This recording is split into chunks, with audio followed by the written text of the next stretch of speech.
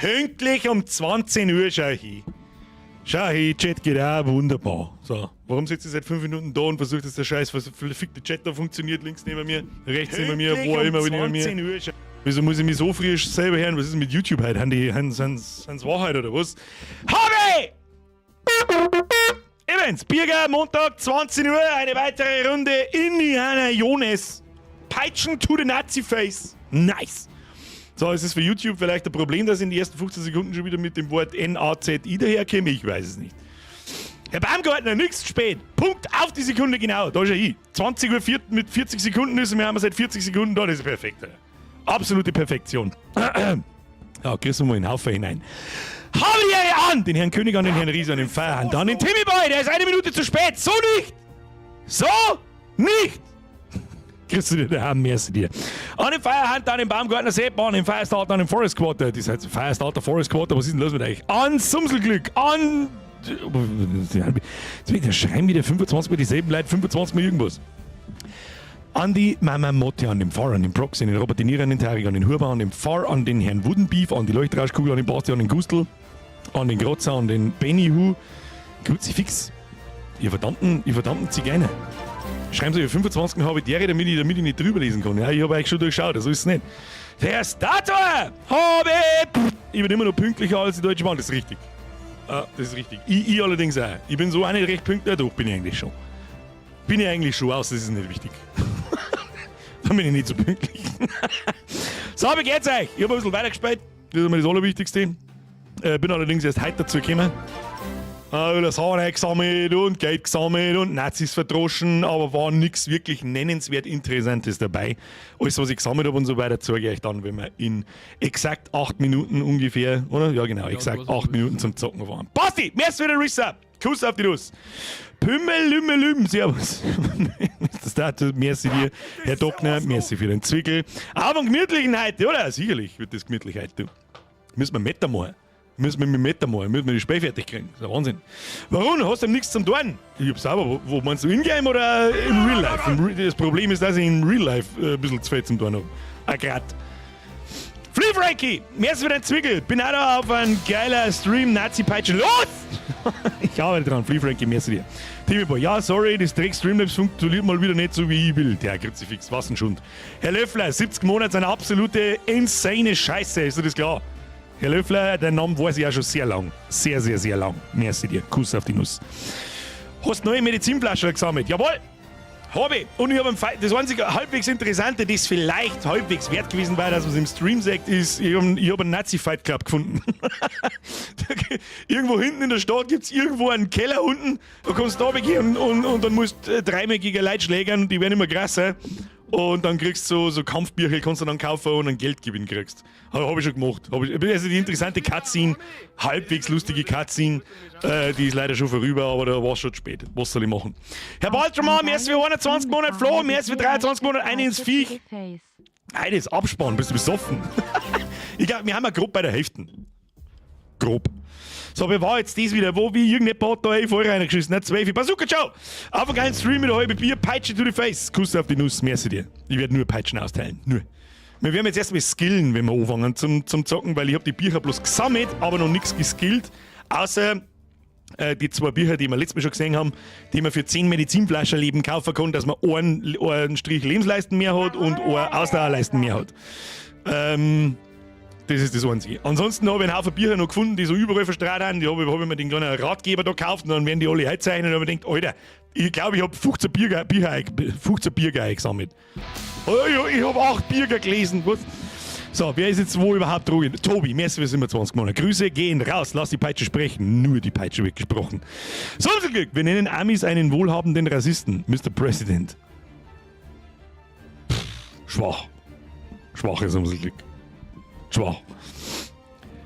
Löwensepp! So, Birger gerade noch in die Hymne gehört. Für mich definitiv die Spielüberraschung des Jahres bis jetzt. Kneitiger Pilz, Regensburg. Löwensepp, hauen Sie sich hinein, lassen Sie einer Bier schmecken. Kuss auf die Nuss. Ist die Überraschung des Jahres? In dem Sinn ja, muss ich ganz ehrlich sagen, weil ich eigentlich wirklich mit einem Totalausfall gerechnet habe. Ich meine, da steht Bethesda drauf.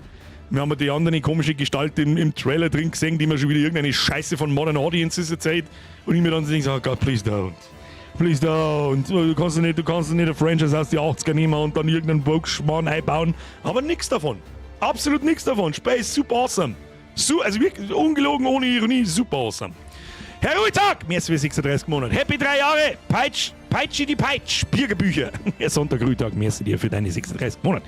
Herr Bauer, 57 Monate. Grüß aus Österreich, geiler Wichser. Wer ist das? Ju ist her. Heißt du nicht mal Julia? Glaube ich zumindest. Der Bierger auf einen geilen Stream. Hashtag Skadoosh. Wo ist denn Skadoosh eigentlich gleich wieder her? Ich glaube aus dem Kung Fu Panda, oder? Frag mich nicht, warum mir das hängen geblieben ist. Aber der erste Kung Fu Panda ist eigentlich gar nicht so schlecht. Gar nicht so schlecht. Habe ich zumindest nicht erinnert. Wann ist denn der erste Kung Fu Panda gekommen? 2008, glaube ich. Geht ihr das hin? Kung Fu Panda? Und dann macht er doch dann so Skadoosh. Und nimmt seinen Finger oder irgendwie so.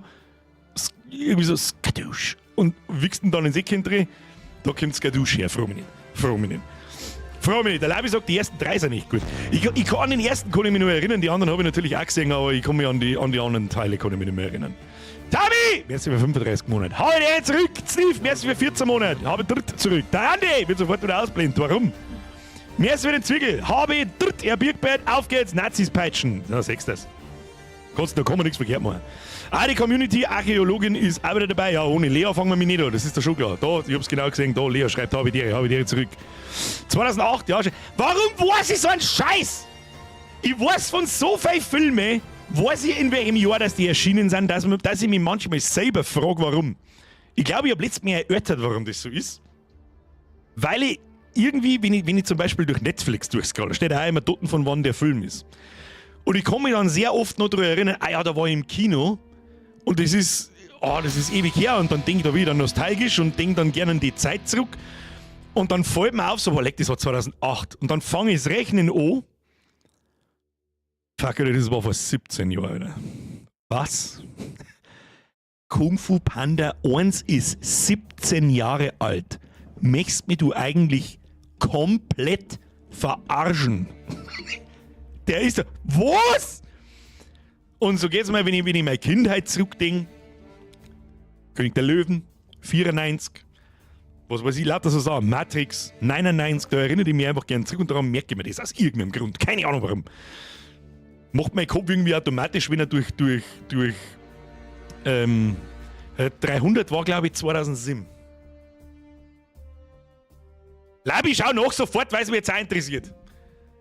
Da habe ich sogar eine Special Edition da oben stehen. Das ist einer von ganz wenig Filmen, wo ich sogar 2-mal im Kino war. 300 Film Release. Tatsächlich, 9. März 2007. Frag mich nicht, warum ich weiß nicht, warum ich so ein Scheiß weiß. So ein Scheißdreck kann ich mir dann merken. Aber was wir letzte Woche gespielt haben, weiß ich nicht mehr. Oder wie irgendjemand bei einem Spiel heißt, das ich 8 Stunden gespielt habe. Was weiß ich, wie der heißt, Alter. März 2007. Labi, sehr gut recherchiert. Ich habe auch kurz in Google eingegeben, weil es mich jetzt auch interessiert hat. Ja, und dann merke ich so, oh fuck, Alter, wir haben echt alt. Ich kann mich noch erinnern, wie ich angefangen habe, mich zu beschweren, dass ich von Sachen erzählen kann, die 10 Jahre her sind. Mittlerweile kann ich von Sachen erzählen, die haben, oh leck Scheiße, die haben fast 30 her. Ich komme in diesen Lebensabspann, wo ich von Sachen erzählen kann, die haben 30 Jahre her. Bin ich zurückgekommen, aber oh. What the fuck am I doing with my life? Eine Zocken ins Vieh! Birger Sparta kickt mir 2! Birger, wann Fast Food Simulator? Kommt. Wahrscheinlich vielleicht sogar nächste Woche. Da tauschen wir dann einmal ein Indie vom Montag auf Mittwoch und am Montag haben wir einen Fast Food Simulator ein, dass ich ihn allein spiele und wenn er gut ist, am Montag drauf dann Community Zock. Weil, why not? Herr Schropp, merci für 51 Monate. Mein Meiker, merci für 52 Monate. 52 Monate, wuhu, habe ich ihre Hashtag Spenden aufrufen. Nix. Es hält sich so schön in Grenzen, es wundert mich. Ich sag das freiwillig, wie es ist. Normalerweise, wenn ich Urlaub gehabt habe oder kurz mal da 2 Wochen nicht da war oder so, eskaliert es normalerweise völlig. Alles cool, alles gut so. Kann sich keiner beschweren. Gesichtsgerätschen. Weißt du, was wir schon lange nicht mehr gehabt haben? Was ist ein Postbote? Lol, auf einen guten Stream. Nein, ich bin dann im Nachschauen, muss um 5 Uhr aufstehen, aber eine Stunde geht. Gesichtsgerätschen, dann zipfelt man mir jetzt rein. Das sagt der ich. Das sagt der ich, 10 Neues. Am Mittwoch spielen wir übrigens Balatro. Da bin ich gespannt, ob wir da wieder eine Perle rausziehen. Da bin ich gespannt. Klar, Mizi! Grüße zusammen zurück und merci für 120 Monate. Danke für deinen Resub. Kuss auf die Nuss. So, Obacht. Da, Schluss. Ich bin immer nur auf der anderen Seite vom Freitag. Ich denke, das passt ganz gut. Dann sag tun da so. Was ist denn das wieder für ein Krampf?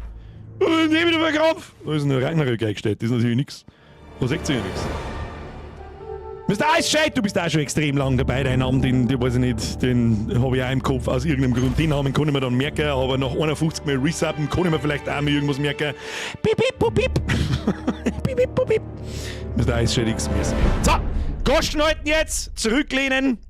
Wir gehen mal kurz durchs Inventar, zeige euch so ein bisschen, was ich gemacht habe. Zu viel habe ich nicht gemacht. Es ist ja gar nicht so unendlich viel zum Tor. Es sind lauter so Pimmel-Sammelquests und so weiter. Und mit der Soldatenrüstung, die wir da haben, ist mittlerweile auch ganz furchtbar viel einfacher, da irgendwo durchzukommen, weil uns nur noch Offiziere erkennen. Ich meine, wenn du drüber nachdenkst, deine ersten How-Tos werden dann heuer auch 8 Jahre alt. Das ist absolut richtig. Pipsi! Kuss auf die Nuss. So, Schluss jetzt. Alert Sound aus. Pipsi, merci für 57 Monate. Es sind so viele Leute da, die schon so lang dabei sind. Vielen, vielen, vielen Dank dafür. Kuss auf die Nuss. Franz, merci für 32 Monate. Ja, 32 Monate, auf geht's in die Pius Meli. Sonntag, Ruhetag, sieh zu ihm, was machst du mit der Gurke im Arsch? Er noch was? Nein, Mike, nein! Ich reg mich einfach nicht auf, das war fast klar, dass mindestens einer kommt. Alles cool. Schluss, wir haben sofort wieder auf. Spendenmeiker, Schluss. Aus Pfui. Nimm's und sei leise, habe die Ehre. Okay, bin ich leise. Merci dir. Schluss damit. So, wo haben wir stehen geblieben? Da haben wir stehen geblieben. Da bin ich stehen geblieben. Jetzt passt so. Jetzt schauen wir da mit. Durch Tagebuch. Idol des Ra ist unser Hauptquest. Die lese ich nachher vor, wenn wir weiter. Dann hätte ich das noch gehabt da. Da wollte ich vorher noch hin. Da gibt es nämlich 400 so Erfahrung. Ich nenne es jetzt einfach mal XP. Aber die Nebenquest bringt uns zur Sphinx. Genauso wie die Hauptquest. Und darum wollte ich da nicht hingehen, weil sonst weiß ich schon wieder alles vorher, was ich sehe, dann triggert ich aus Versehen wieder die Hauptquest und keine Ahnung, was ist für ein Scheiß. Mieze! Ist das überhaupt angezeigt worden? Mieze! Ey, Birger, wo warst du jetzt als Geburtshelfer? Fix, Grüße aus dem Ach du Scheiße! Mieze!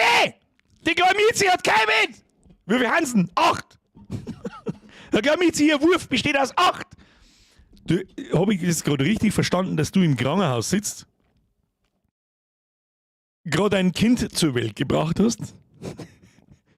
Und im Krankenhaus sitzt und diesen Stream schaust und diesem fetten Vollidioten.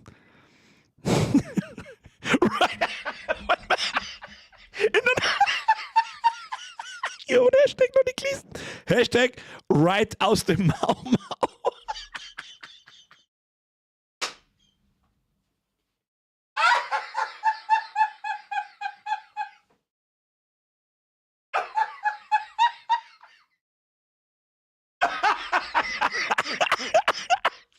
Halt doch dein Maul! Um Gottes Willen, Alter! Alright, aus dem Mau Mau! Oh, leck, halt doch dein Maul. So! Anständige Community, da brauche ich nicht einmal sagen. Herzlichen Glückwunsch. Ich hoffe, alles ist gut gegangen. Ich hoffe, es waren 8. Und sie sind alle mindestens 6 Kilo schwer. Jedes einzelne. GZ. Und danke dir, Right. Right aus dem Mau Mau. Halt doch dein Maul. Halt doch dein Maul. Ja, fast vor 2 Tagen. Ja, gut. Ja, gut. Bei 8 Lingen kann man auch mal 2 Tage brauchen, bis alle raus sind. Aus dem Mau Mau. So, Schluss jetzt! Schluss jetzt! So, da haben wir noch eine Quest. Die habe ich mittendrin gekriegt, ich soll nochmal 5 Stelen finden. Eine habe ich dann durch Zufall gefunden, wenn wir umeinander laufen und die anderen haben mir gedacht, leck mir am Arsch, weil jetzt da noch mehr Suche anfangen. Kannst du mir immer im Hut steigen. Rätsel der Ältesten. Da sind die ganzen wirklich versteckten Sachen eingezeichnet. Da habe ich mir auch gedacht, ja komm, leck mir am Arsch, weil ich jetzt da, die typischen Sammelquests, da habe ich dann keinen Bock nicht gehabt. Das bringt auch nicht wirklich was. Glaube ich. Ich weiß nicht, was man am Schluss kriegt, aber es ist mir auch wurscht. Die ganzen Medizinflaschen, außer die in dem großen Gebiet oben, die habe ich zusammengesammelt. Eins habe ich noch, die anderen habe ich schon ausgegeben. Und ansonsten war da nicht recht viel. Ja, wo man die ganzen Bücher findet, hat man sie kaufen können und so weiter und so fort. Da habe ich noch ein paar Nebenquests, die mache ich dann eventuell beim nächsten Mal.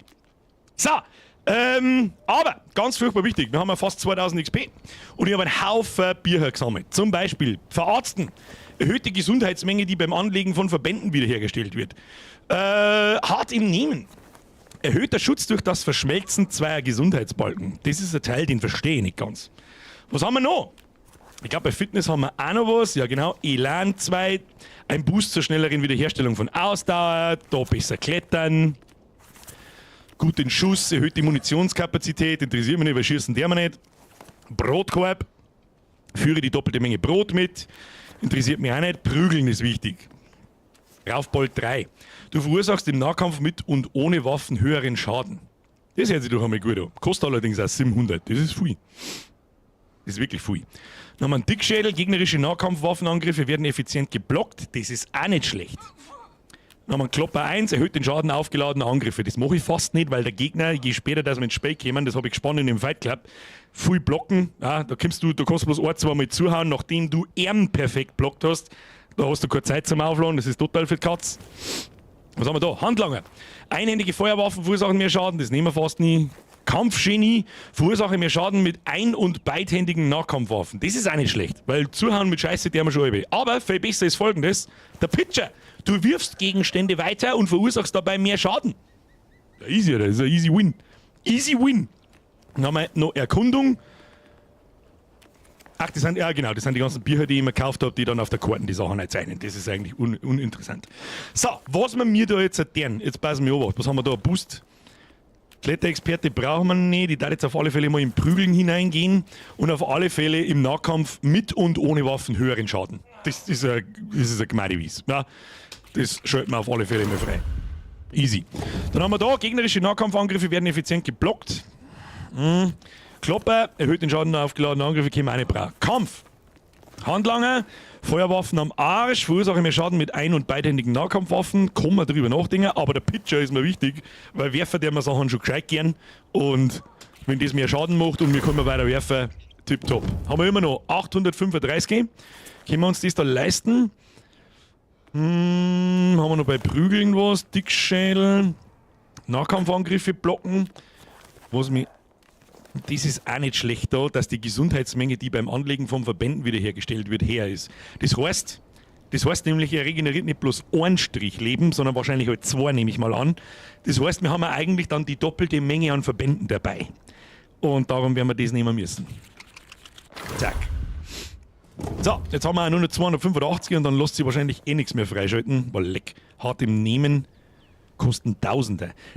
Auf das sparen wir das nächste Mal hin. Mich da interessieren, erhöhter Schutz durch das Verschmelzen zweier Gesundheitsbalken. Das verstehe ich nicht ganz, was das bedeutet.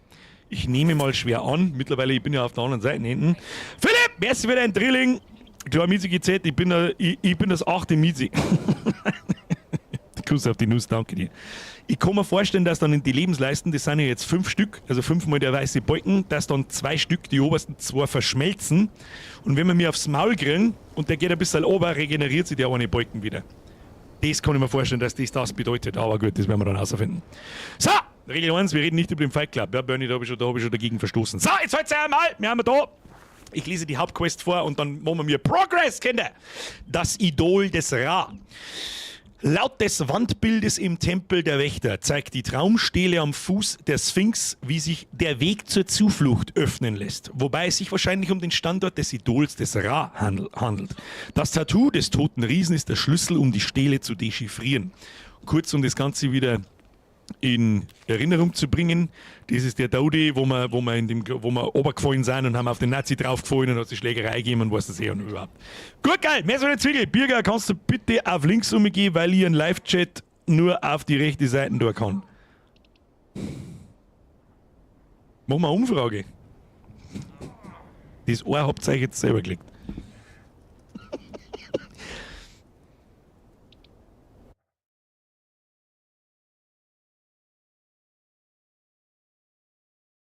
Ganz ehrlich, mir passt es auch nicht, dass ich da bin. Machen wir Umfrage. Ich mit einer Kacke-Umfrage. Schaut das lang gewinnt. So schaut's aus. So, dafür mache ich mich so groß. So. Was ein Dreck. Was ein Dreck! Hm? Ist recht so? Herzlichen Glückwunsch. So. Jetzt fangen wir zum Spein an. Wir sollen zur Sphinx. Und da ist irgendwo dieser Eingang. Schauen wir mal nach, was da los ist. So, mit der neuen Soldatenuniform können wir mit um einen anstrengen, wie wir wollen. Er kennt uns normalerweise nicht. Das habe ich schon gelernt, nur wenn da so ein Offiziertyp umeinander läuft. Ja, er da. Oh ja, er fängt da gleich wieder an, dass er uns kennt. Wo müssen wir überhaupt hin? Müssen wir da oben irgendwo? Verdammt, ich muss hier weg. Was ist denn das? Da war ich noch nicht. Was ist da? Gibt's da was? Das wundert mich das da. Oh, Foto gibt's. Ja, schon her. Wieso geht das nicht? Wieso kann ich kein Foto machen? Hallo? Ist jetzt meine linke Maustasten hier, oder was ist denn los? Dann machen wir mal so. Wollen wir wechseln?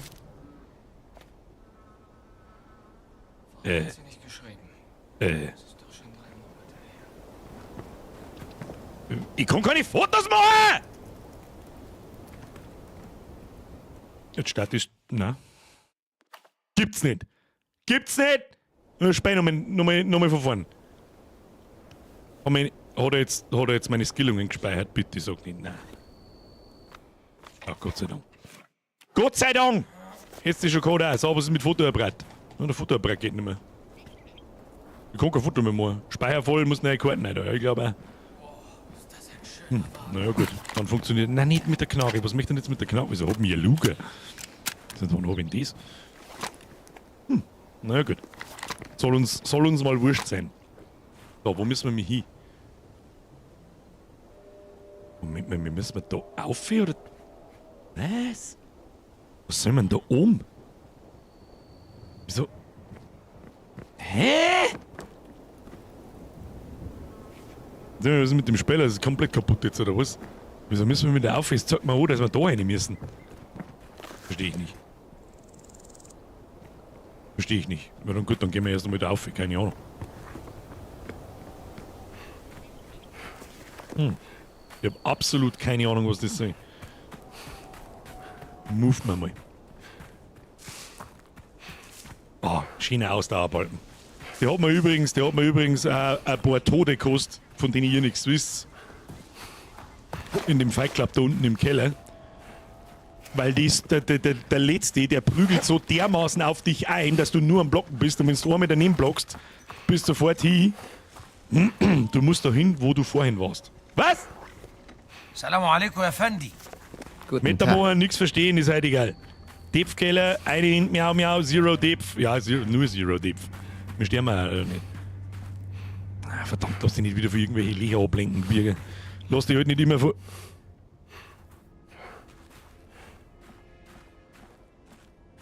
Hä? Das ist der Turm, wo wir rausgekommen sind, ja? Und jetzt? Spui, was ist denn mit dir? Was?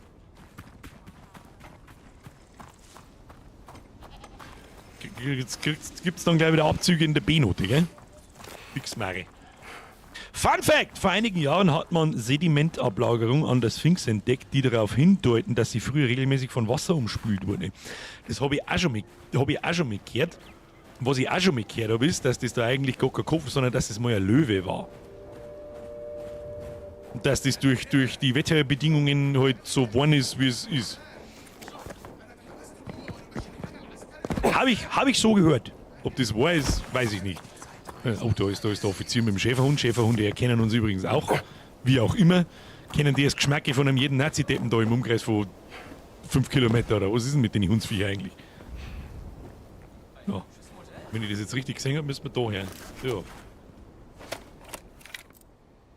Jetzt geht auf einmal der Fotoapparat wieder.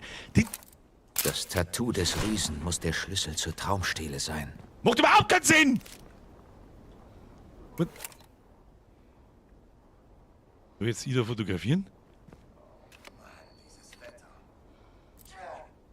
Da, das Tattoo-Symbol. Und was haben wir noch? Haben wir noch? Ich weiß es nicht. Da haben wir noch was. Da drüben ist die Sphinx. Da ist das Triforce aus Zelda. Da ist die Cheops-Pyramide. Ein Drittel davon zumindest. Moment. Ist das eine Karte? Ich brauche noch eine Stätte. Da ist noch eine. Hab's genau gesehen. Da ist sie. Die Pyramide von Königin Mutter Chentkaus I. Chentkaus. Das Riesensymbol ist gleich östlich der Pyramide von Chefren. Da muss es sein. Große Pyramide-Symbol, den Ort erkunden. Was für ein Ort soll ich erkunden, Bruder? Und da hinten am Arsch der Welt! Spitzt du wegen, oder was? Na ja, gut, dann hauen wir mit Fußmaschine und los geht's. Die Nasen liegt unter der Sphinx, da hat's ein Obelix. Das stimmt. Das ist absolut richtig. Was sagt dort Lea dazu? Wetterbedingungen oder weil der Nil umgeleitet wurde. Interessante Feststellung. Aber müsste man da nicht auch selbst nach der ganzen Zeit irgendwelche Umgrabungsspuren finden, auch nach der ganzen Zeit noch? Wenn der Nil da, aus welchen Gründen auch immer, es darf ja wohl einen Grund geben, warum man einen Nil da umleitet. Ich glaube, dass man per Schiff die ganzen Steine, heißt es da? Also, Lea, bitte korrigier mich, das ist die einzige trustworthy Quelle im Chat, die man. Achtung, nettes Detail. Da spült offensichtlich die Nazi-Scheiße durch die Steine durch. Da schon. Von hinten Merci für 18 Monate, Hauptmann Merci für 24, Kuss auf die Nuss, Dankeschön. Bobby, Merci für 69 Monate. Nice. Wo müssen wir überhaupt hin? Ich laufe jetzt einfach. Nettes Clipping, Dankeschön. Herzlichen Glückwunsch. Bist du da gerade auf die Welt gekommen? Was ich dir sag. Wo willst du denn hin? Jetzt geht's los. Einfach weil man jetzt gerade danach war. Was? Mal ordentlich die Fresse polieren, du Spacken. Wird nicht langweilig. So, aber da bis ans Ende der Welt sprinten wird leicht langweilig. So, nochmal zurück zu meiner These. Es gibt doch die ganz viele Kilometer südlich des Nils Spuren von, wo es diese Kalksteine da ausgedroschen haben, von dieser großen Pyramide da. Und man hat dann natürlich überlegt, wie bringt man die Steine da, was weiß ich, wie viele Kilometer da her? Ja, da ist der Nil daneben, die fahren wir mit dem Schiff. Da hat schon Sinn machen, dass man den Nil da so umgrabt, dass der das da herfährt. Oder? So kannst du mir jetzt vorstellen. Dass man das vom Nil, wie weit hatten die Pyramiden vom Nil weg? Heutzutage. Sagt man die überhaupt? Hast recht, für den Bau wurden die Steine auf dem Nil transportiert. Wasser kann man im Sediment in der Stratigraphie schon nachweisen. Ja, sechst das? Und es klingt da überhaupt nicht so weit hergeholt. Weil wenn die Typen in der Lage waren, das Ding zu bauen, dann waren sie auch in der Lage, einen Nil umzugraben. Bin ich mir sicher. Der Koordinator fragt mich, Birger, wie war der Weihnachtsurlaub? Hast du es gut verbracht? Ich hab nur gefressen, gezockt und geschlafen. Und ein bisschen gesoffen. Hier sollte der auf der Traumstele markierte Bereich sein. Da muss einfach etwas sein. Merci dir. Kuss auf die Nuss. So, hier muss was sein. So im ersten Moment, nein, der Hund. Oh, da ist ein Loch. Ist da ein Loch? Ich geh ins Loch rein. Ich bin im Loch drin. Da ist was. Mach Foto. Das war einfach. Das gleiche Symbol wie auf der Traumstele und dem Tattoo des toten Riesen. Ja, und da ist eine brüchige Wand, ich hab's genau gesehen. So, was tun wir mit dir? Ihr glaubt wohl, dass ihr Chancen habt, hä? Oh, Foto mag ich keins mal. Entschuldigung. Tut mir leid. Das war wohl nix. Psst, Abflug mit dir. Klingt nach einem stabilen Winterurlaub. Ja. Der Weihnachtsurlaub ist bei mir einfach so, jetzt wird gezockt wie geistig behinderter Urlaub. Das ist, da wirft ihm ins Lohr, du Trottel. Da kehrst du. Da kehrst du, wunderbar. Ja, da werden wir schon rein müssen, oder? Aber wir hauen das jetzt auf, da muss ich irgendwo Hammer umeinander legen. Gibt's ja nicht. Da hinten schaut's gut aus. Oh, da haben wir auch ein bisschen was. Da glaube ich, war ich heute schon mal. Da hab ich glaube ich, eine Medizinflasche rausgezogen. Das ist nämlich genau, Achtung, genau da gelegen. So, gib mir einen Vorschlaghammer. Easy, haben wir Vorschlaghammer. Hammer! Hey, Birgit, meinst du, dass es noch ein Bier gibt? Haben wir noch einen Vorschlaghammer? Harald, haben wir noch einen Vorschlaghammer? Wollen wir mal gescheit drauf haben?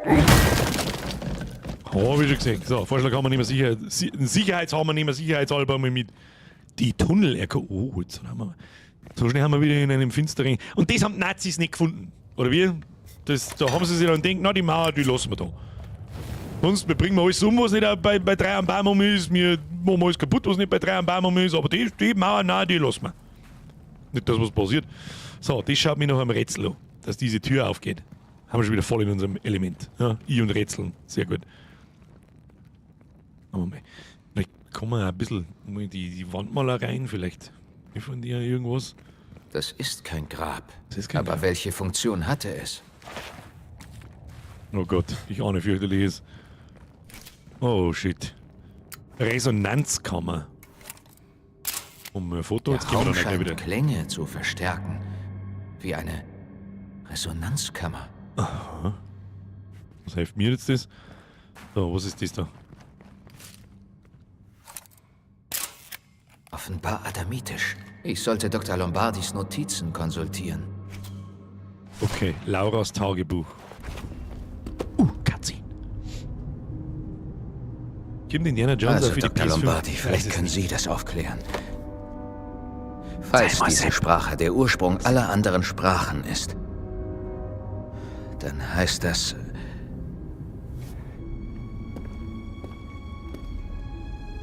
Dies ist...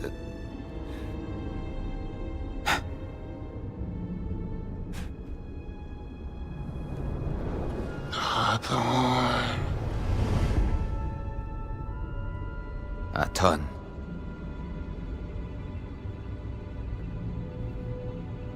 Ja.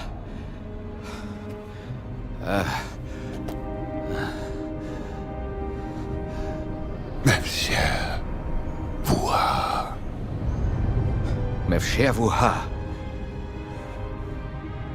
Eid. Ich hab's langsam raus. Danke, Dr. Lombardi.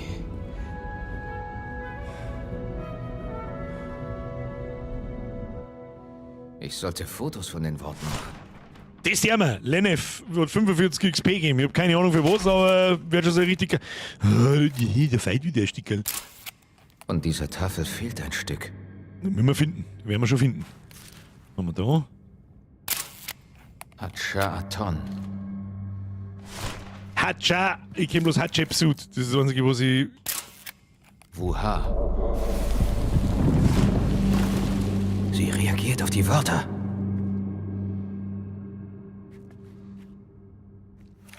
Und jetzt? Müssen wir das Stickerl da noch finden von. Möchtest wetten, dass der Sand dann verschwindet und da eine Treppen drunter ist? Mr. Nick, habe die Essen. Schauen wir mal, ob es da sonst noch irgendwo hingegangen ist. Da sonst noch irgendwo hin? Irgendwo müssen wir das Stickerl finden. Oder haben wir das Stickerl selber? Nein, haben wir nicht. Moment. Da geht's sonst nirgendwo hin, gell? Nach Hinweisen suchen, 3 von 6. An den Wänden der Resonanzkammer befinden sich Tafeln mit adamitischen Symbolen. Bestimmt sind sie der Schlüssel, um einen Teil dieses Geheimnisses zu lüften. Wir haben erst 3 von 6 Hinweisen. Muss ich die Statuen da unten vielleicht nochmal...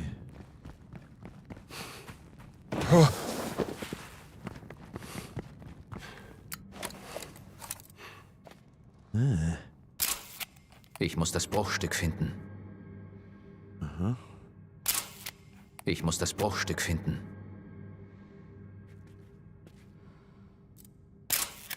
Ich muss das Bruchstück finden. Ah! Du bist einfach los! Ja, mir wieder mal mehr Dusel als Verstand, da ist ein Loch in der Wind. Mit Feuerzeuggasse, ich kann nichts sehen.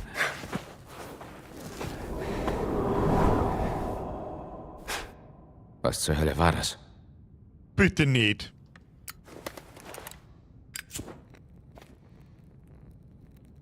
Bitte nicht. Onkel, auf die Scheiße habe ich jetzt überhaupt keinen Bock! Ich warne dich. Es schaut. Ich höre da auch irgendwas grunzen, oder bin ich...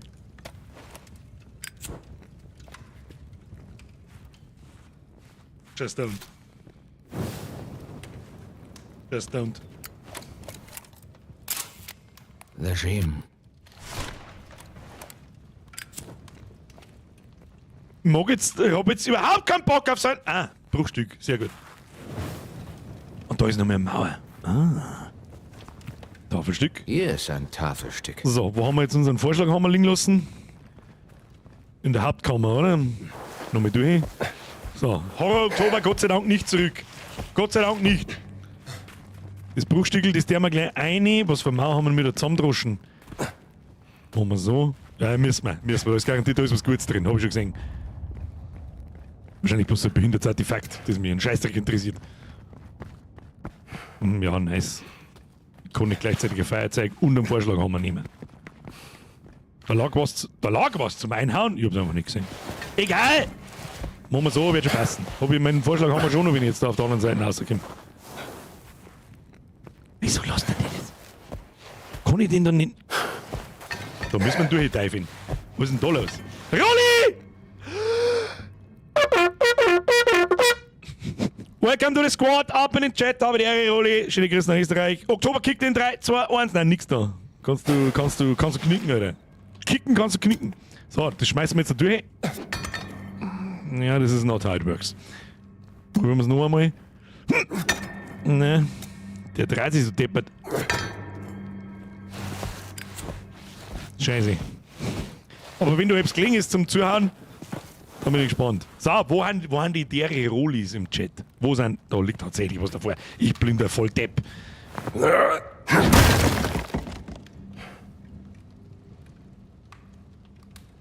Birgit, du bist so gnadenlos orientierungslos, dass es Schmerzen verursacht. Es war klar, dass da wieder einer geht. Pick das Ding da Das rein. passt. Das passt. So. Fotomoor von was? Ah, Fotomoor von dem Ding natürlich. Al-Khadscharam. Das sind alle. Ich ordne die Fotos auf dem Altar an und sehe nach, was das bedeuten könnte. Das Rätsel der Resonanzkammer. Fotos. Okay. Höret das Geheimnis, schützet des Namens Eid des Herrn. Hatscha'aton. Nein, das ergibt keinen Sinn. Höret, Regime. ihr schreibt's mit. Höret, Punkt, Punkt, Punkt. Höret das Geheimnis. Eschat. Okay, das war die falsche Reihenfolge. Okay, das war's nicht. Was haben wir da noch? Höret des Namens. Vielleicht macht das Sinn. Regime. Al-Khadscharam. Das ist es nicht. Regime. Wuha. Das ist es nicht. Was? Höret des Herrn, oder was? Regime. Hatscha'aton. Ah. Höret des Herrn Eid. Wuha. Ha! Höret des Herrn Eid. Höret des Herrn Eid. Schützet das Geheimnis des Namens. Leneb. Eschat. Al-Khadscharam. Ja, 2012 möchte sein Depp zu. Soll denn was passiert? Easy. Hubersepp! Das nächste Möglichkeit. Achtung, du kriegst da die Privattour versucht.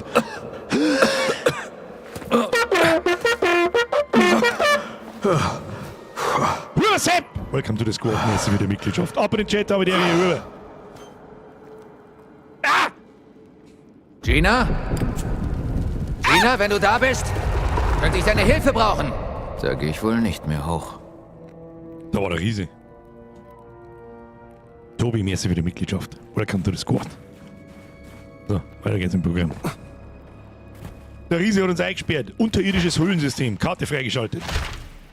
Alte Höhlenkarte. Let me have a look. Da haben wir noch nicht recht viel.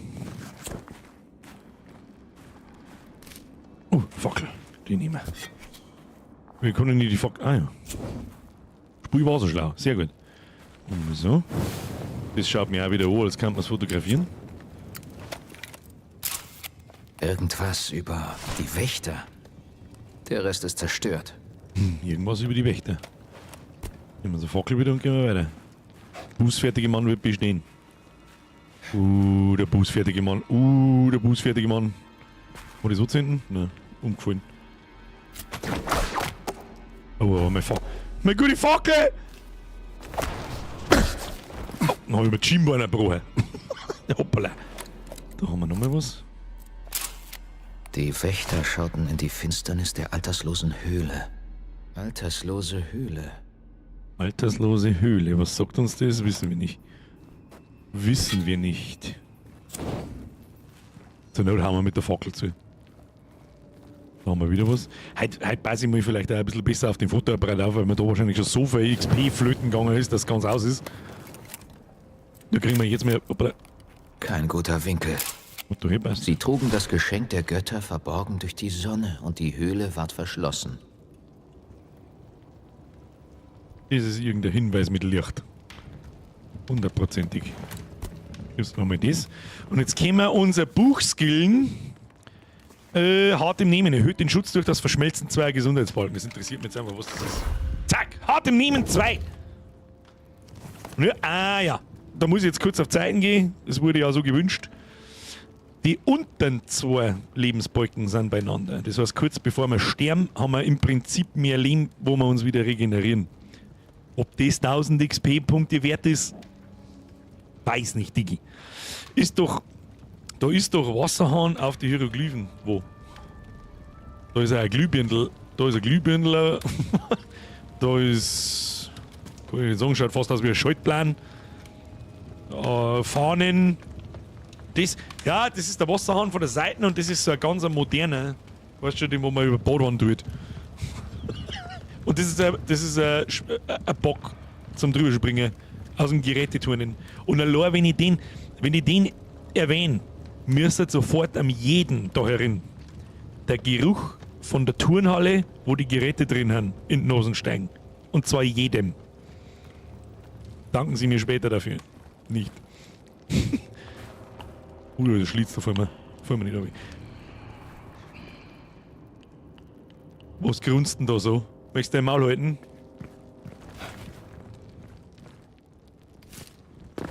Foto machen. Lass mich anzünden. Foto machen. Auf Befehl von König Cheops erhoben sich die Steine gen Himmel als Zeichen seiner Macht. Damit werden wahrscheinlich Pyramiden gemeint. Vogelmaus! Hashtag Vogelmaus, ab in den Chat. Und allem wird Foto gemacht.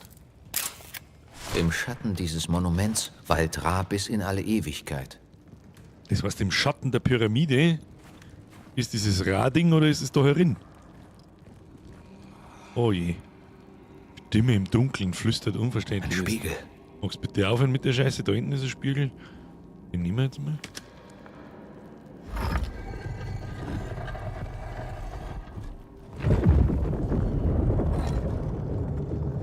Okay, das war jetzt nicht sonderlich schwer. Aber ich vermute mal, da kommt noch mehr. Umgebungsgrafik in der Höhle ist einfach geil.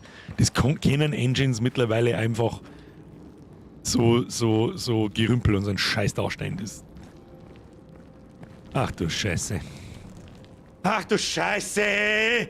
Ihr wisst, was das heißt. Das ist eine Viertelstunde lang unerträglich. Unerträglich. Wie alt ist das? Wie alt ist Die das? Ursteinzeit? Nein. Älter. Älter Muss als. Zehntausende Jahre vor den alten Ägyptern entstanden sein. Jetzt merken wir auf, was haben wir da? Erst einmal die Umgebung begutachten. Oh mein Gott, da geht's ja Vollgas um. Oh, da haben wir was gefunden. Ein uraltes Relikt. Jawohl, das gibt Noch 18 eins dieser Skillpunkte. alten Artefakte. Also nicht mehr, ob das aufgeht, kann ich mir nicht vorstellen. Kann ich mir nicht vorstellen. Mal weiter. YBO schreibt, Fun Fact, Sportgeräte riechen so ikonisch, weil deren Füllung neben Korkgranulat auch Wild- und Rentierhaar enthielt. Zu meiner Zeit kann das gut möglich gewesen sein, ja. Was ist denn das für eine Scheiße da? Tu mal. Oh. Das bringt nichts, wenn man. Muss ich das dann nochmal fotografieren, hä? Na gut. Das dreieugige Tor. Genau wie auf der Stele aus dem Grab von Tjentkaos. Aber der Chor des Lichts öffnet den Weg. Was bedeutet das? Der Chor des Lichts öffnet den Weg. Ja, gut. Merken wir uns mal, der Chor des Lichts. Oh, da feiert so ein Lichtding. Ohne Spiegel kann ich den Lichtstrahl nicht lenken. Dann werden wir erst einmal einen Spiegel finden müssen, nehme ich an. Da gibt es noch mehrere Ein- und Ausgänge. Da ist auf alle Fälle mal einer. Vielleicht kann man das Ding einmal verstehen. Und dann geht irgendein Tier auf. Das probieren wir jetzt einfach mal. Schauen wir mal, was generell überhaupt passiert. So, Mann. Nix. Nix. Da oben ist ein Karo, in der Mitte da der als Kreuz bezeichnen und das ist.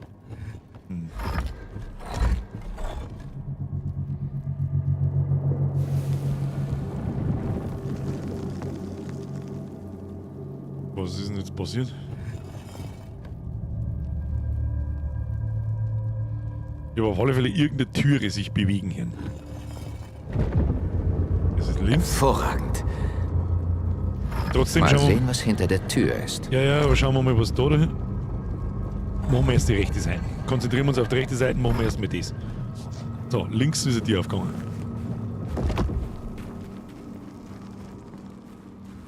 Hä?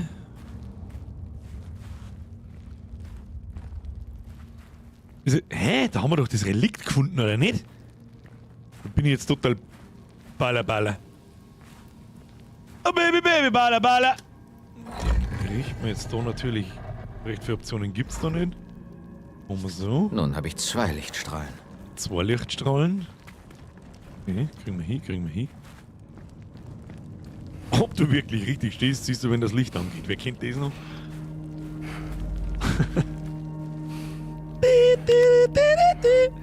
Machen wir so.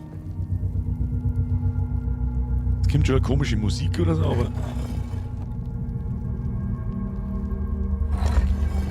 Gehen wir mal da her.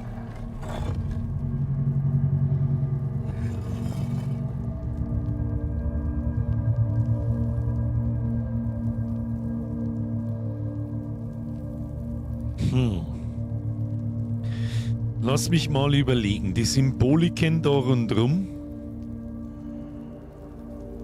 haben eigentlich immer ein Teil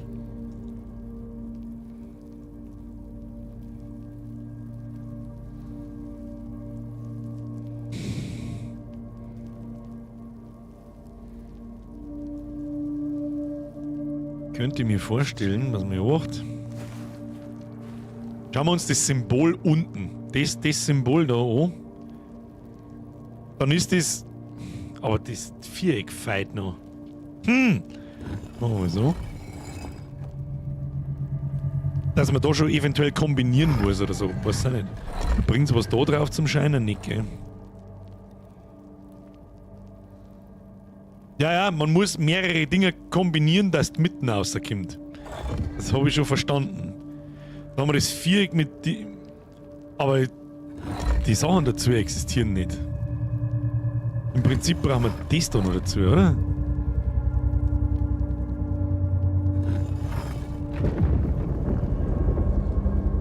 Was haben wir jetzt? Ah, jetzt haben wir das. Des Lichts. Jetzt haben wir das Oberne. Oder? Das Oberne. Aber der Feind, das schräge Kreuz. Links, ganz links unten noch. Aber irgendwas hat sich bewegt. Dann gehen wir jetzt mal. Das hat sich bewegt. Servus, grüß Gott, ich war jetzt auch da. Hallo? Was soll ich machen? Bitte nicht, dass da jetzt irgendwas komisch mumienmäßig daherkommt oder so. Aber sowas Übernatürliches. Ah. Das war mal ein Spiegel. Von hier aus erreicht das Licht die große Kammer nicht. Ja, ist schon klar. Haben wir schon gedacht. Ich sehe einen Scheißdreck mit dem Ding. Jetzt nicht. So, wo hat der Spiegel gefeit? Irgendwo hat der Spiegel gefeit. Da hat der Spiegel gefeit. Sehr gut. Sehr gut! haben wir schon. Und dann haben wir nämlich 3 Spiegel, die man kombinieren kann. Das kommt hier hin. Dann haben wir nämlich 3 Spiegel. Warte mal. Oh, ich blockiere sogar das Licht schon hin. Easy, easy, cheesy. So. Und das Ding, wenn wir jetzt noch das X dazu nehmen da. Wunderbar. Jetzt mir kaufen. Dann nehmen wir, und wenn ich mir jetzt wahrscheinlich verdue, dann rutscht der obere wieder auf. Jetzt nehmen wir den mittleren. Dazu müssen wir das schräge Kreuz haben wir. Dann brauchen wir. Ja, wahrscheinlich wieder das ganz rechts oben. Nehmen wir mal das ganz rechts oben wieder. Einfach mal probieren. Mal so. Und dann brauchen wir noch das mittlere links.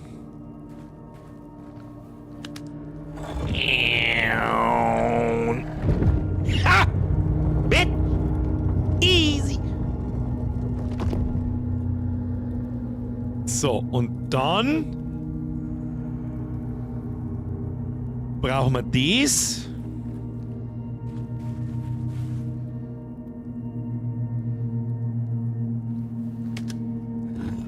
Das.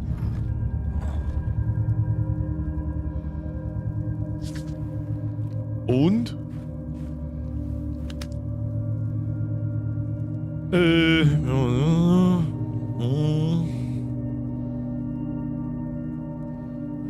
und das rechte.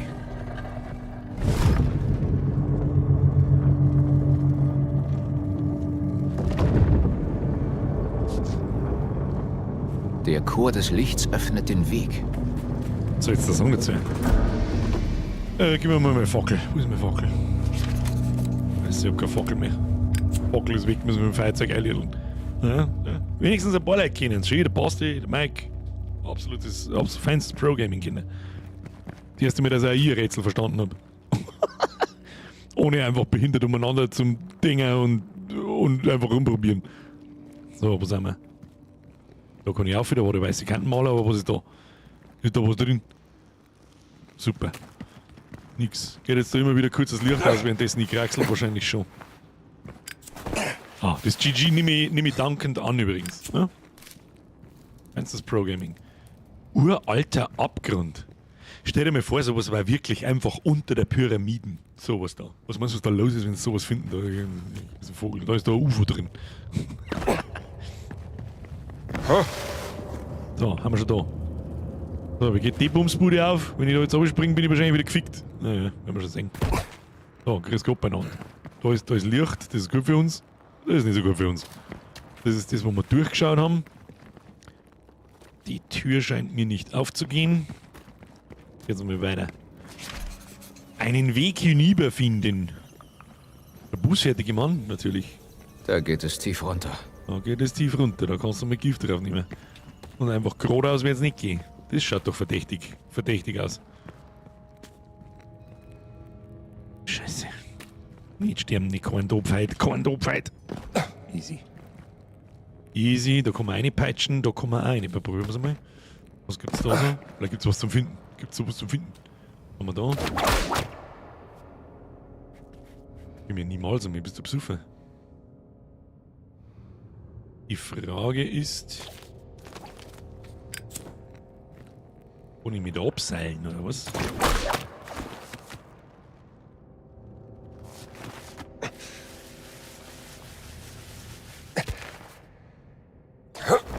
Nein!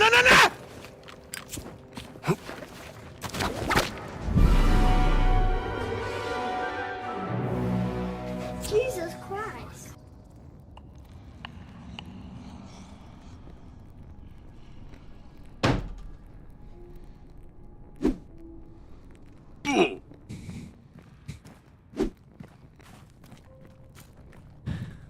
Fuck off!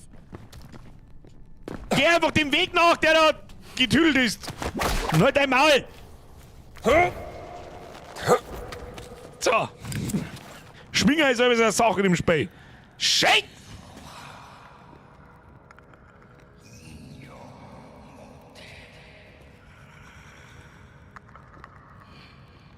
das bitte unterlassen, wer immer da mit mir... Hau Da ab! geht es tief runter. Ja, das ist mir wurscht, irgendwas verfolgt uns.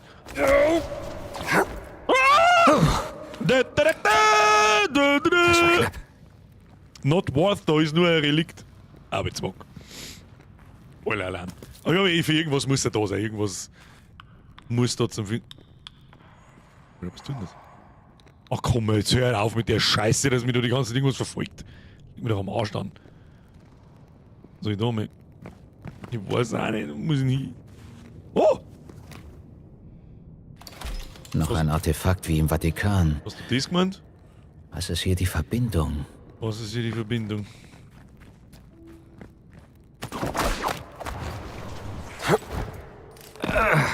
Foto! Foto wovon? Geschafft. Foto von. Ach so. Was ist da denn? Der arme Kerl. Ja, mein Kerl, Das ist Geschichte. ich nimm mal lieber Oder den. ein Jäger eines verlorenen Schatzes. Schöne Anspielung. Gefällt mir. So, freilich gehen wir in das finstere Loch rein, weil was da man sonst im Leben drin? Ich seh einen Scheißdreck. Oh Gott, ich seh einen Scheißdreck.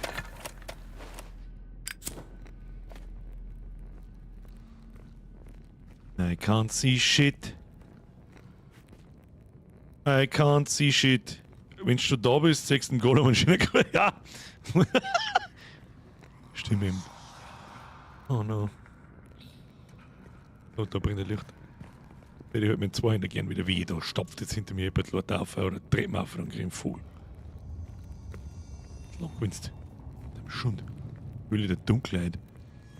Gefällt mir auch nicht. Oder was ist? Kann man da nicht irgendwo machen wir Lader?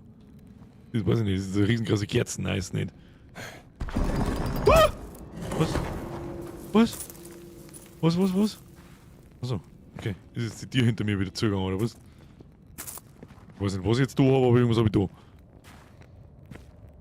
Das war's nicht. Dieser riesengroße Korken.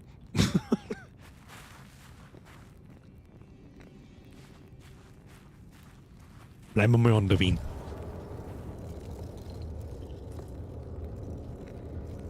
Möchtest du mich jetzt verarschen? Ich möchte das nicht! Ich werde verfolgt. Oh, da ist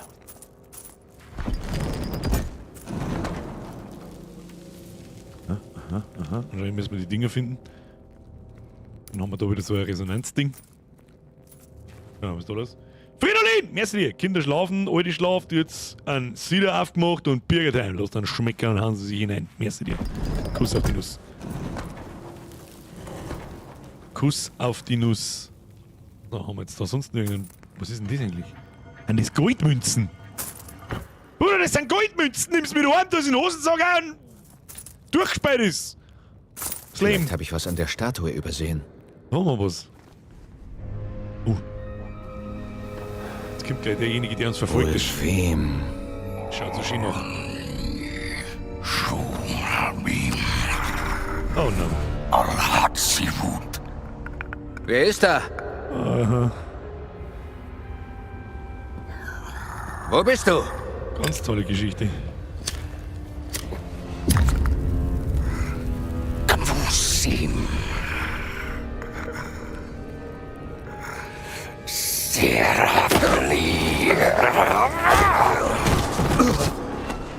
Der Traugel, ja? Oh shit. Und ich muss jetzt in der Finstern vor dem Typen davor. No, no. Wo bist du?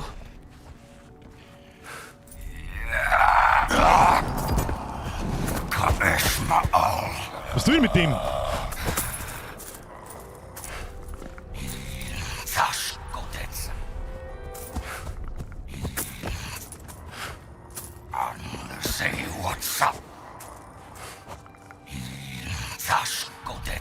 Okay, chill. Für das?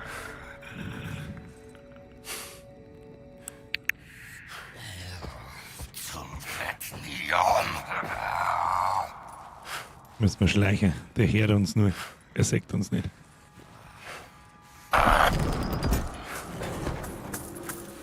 Da liegt der Zweihänder. Und jetzt noch das dritte Ding. Wo war das?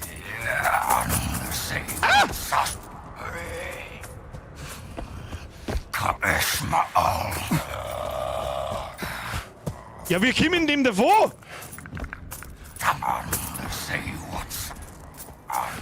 Oh, ich hasse die Verfolger, Scheiße!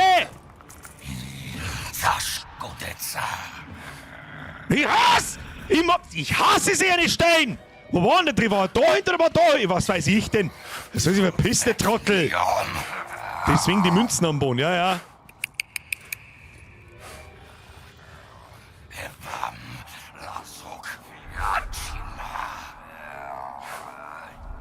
Da oben war das Ding.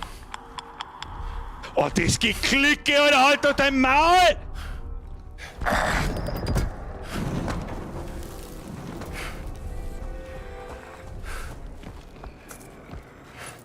So, nicht in der Mitte. Ah, ja, die Münzen liegen da auch. So, die Frage ist jetzt, der schlagen wir jetzt mit dem Zweihänder oder was tun wir mit dem?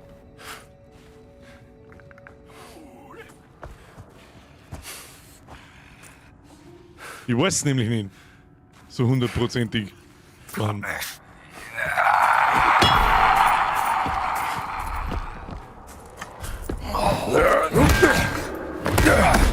Au! Ja, aber was soll denn dort weitergehen? Arbeite dran, ich arbeite dran.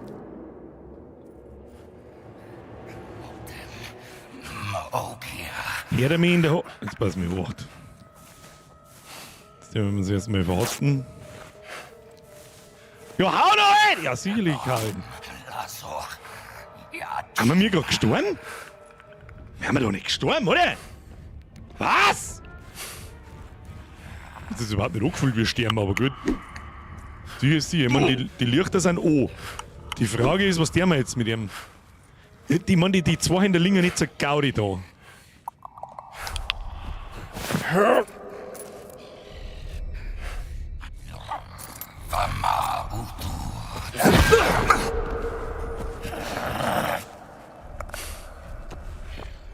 Er ist voll behindert, Alter.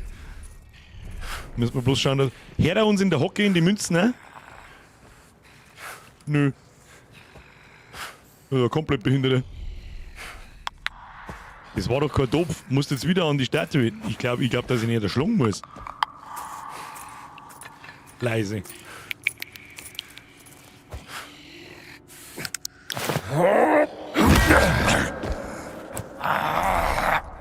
Sonst hatten die zwei Hände da nicht. Liegen.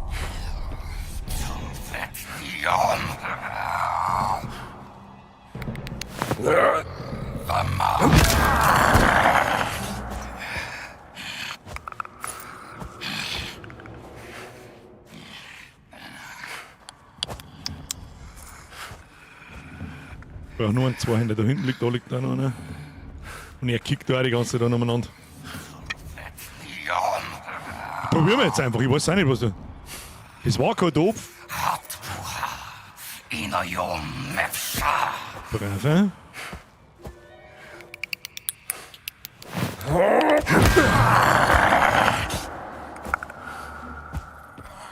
Er ist einfach nicht so der Gescheite. Gehst du noch in die andere Richtung, Kim? Brav,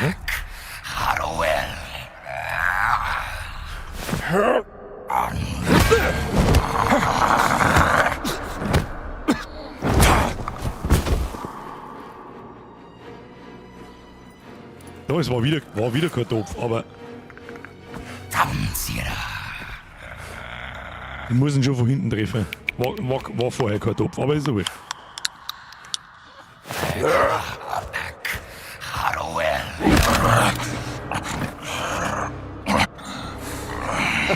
Hat's nicht, oder was? Geschafft.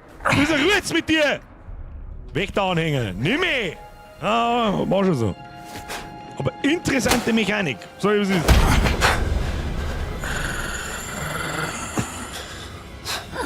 Angstlaute.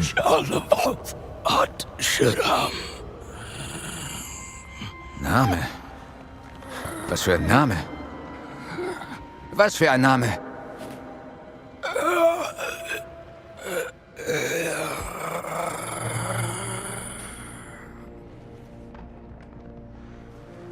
Easy.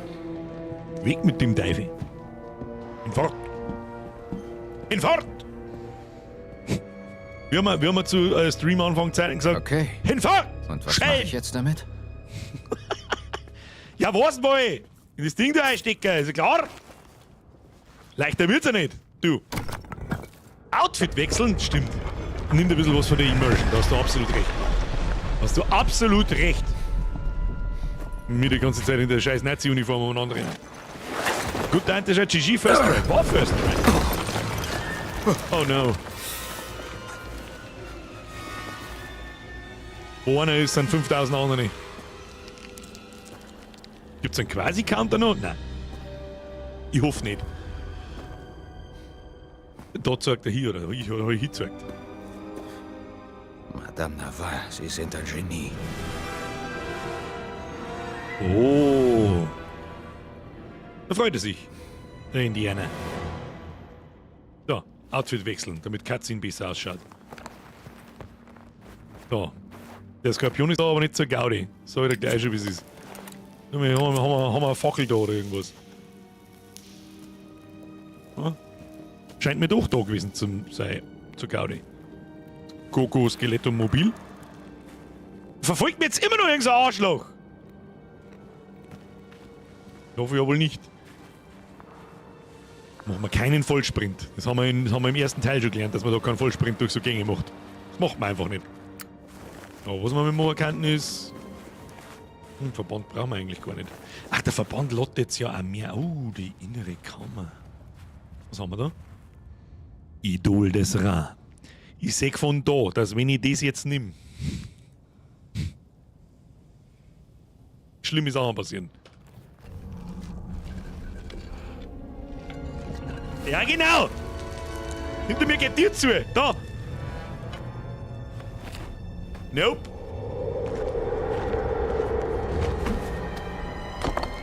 Was du denn jetzt, Fegel, das jetzt von hinten? Da doch nicht. Entschuldigung, mein Fehler.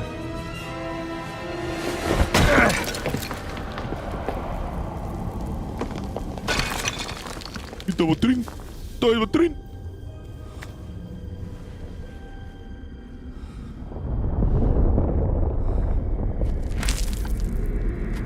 Genau das passiert nämlich. Dachte ich mir schon. Oh no.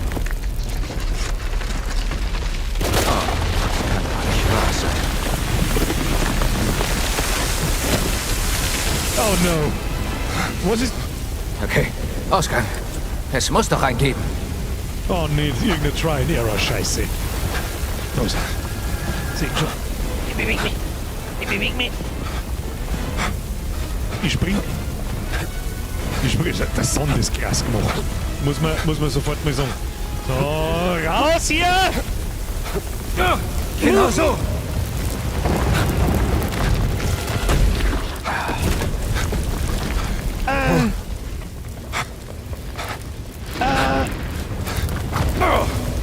Was war das? Jetzt bin ich runtergefallen.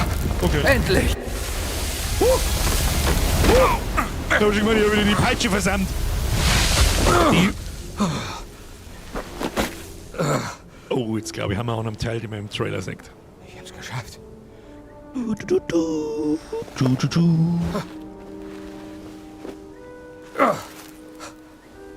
Ja, der ist auch noch dran. Okay, wieder mein Fehler.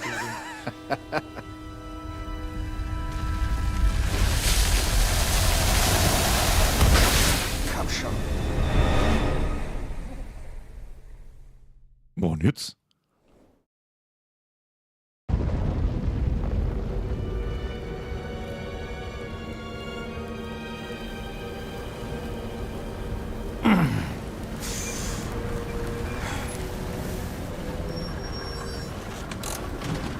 Ich möchte mal das Augenmerk auf die Haare legen. Die wirklich sehr gut ausschauen. Generell ist das ganze Model von Indiana Jones wirklich extrem gut gemacht. Plus die deutsche Stimme, das nicht seine Originalstimme ist, aber so nah dran ist.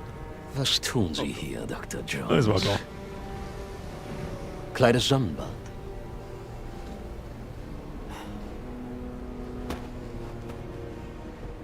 Sie glauben, den großen Kreis zu kennen. Kennen aber seine Macht nicht. Oder die Macht hiervon. Doch Ich bin derjenige, der diese Wahrheit enthüllt, Stück für Stück.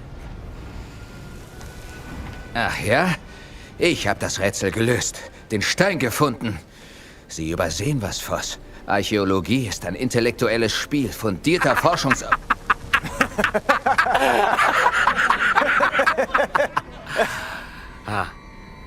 Jetzt sag ich Ihnen mal, was Sie übersehen, Dr. Jones. Während Sie Ihr sinnloses Spiel spielten, spielte ich mit Ihnen. Oh, ich höre Ihre Gedanken rattern. Sie fragen sich, ob Sie sich ein bedeutungsvolles Leben hätten aufbauen sollen. Statt hier zu landen, tot und vergessen im Sande Afrika.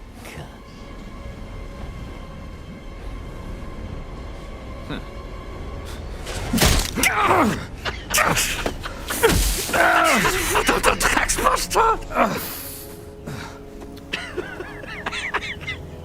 So, sagte Jones. War im Trailer schon Für lustig. Sie ist Gewalt immer die Lösung, was?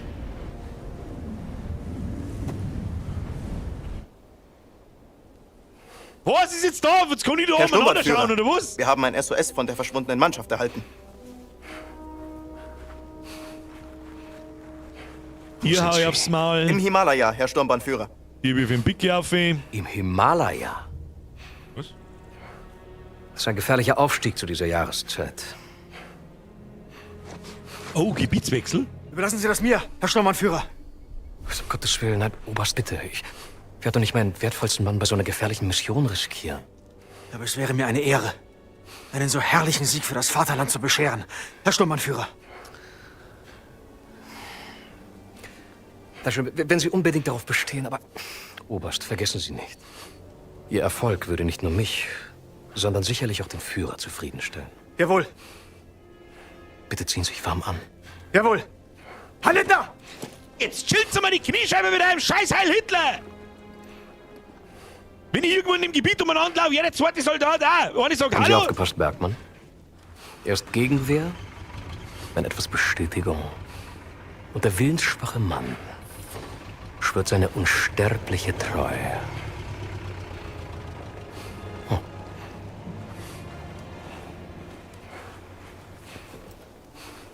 Hey, hey, hey, hey, hey, hey, hey! Langsam reiten, Freundal!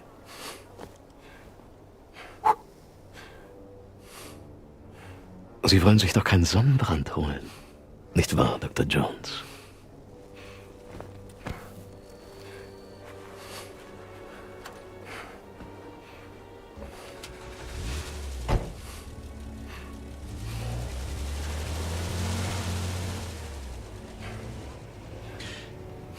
Ja, super.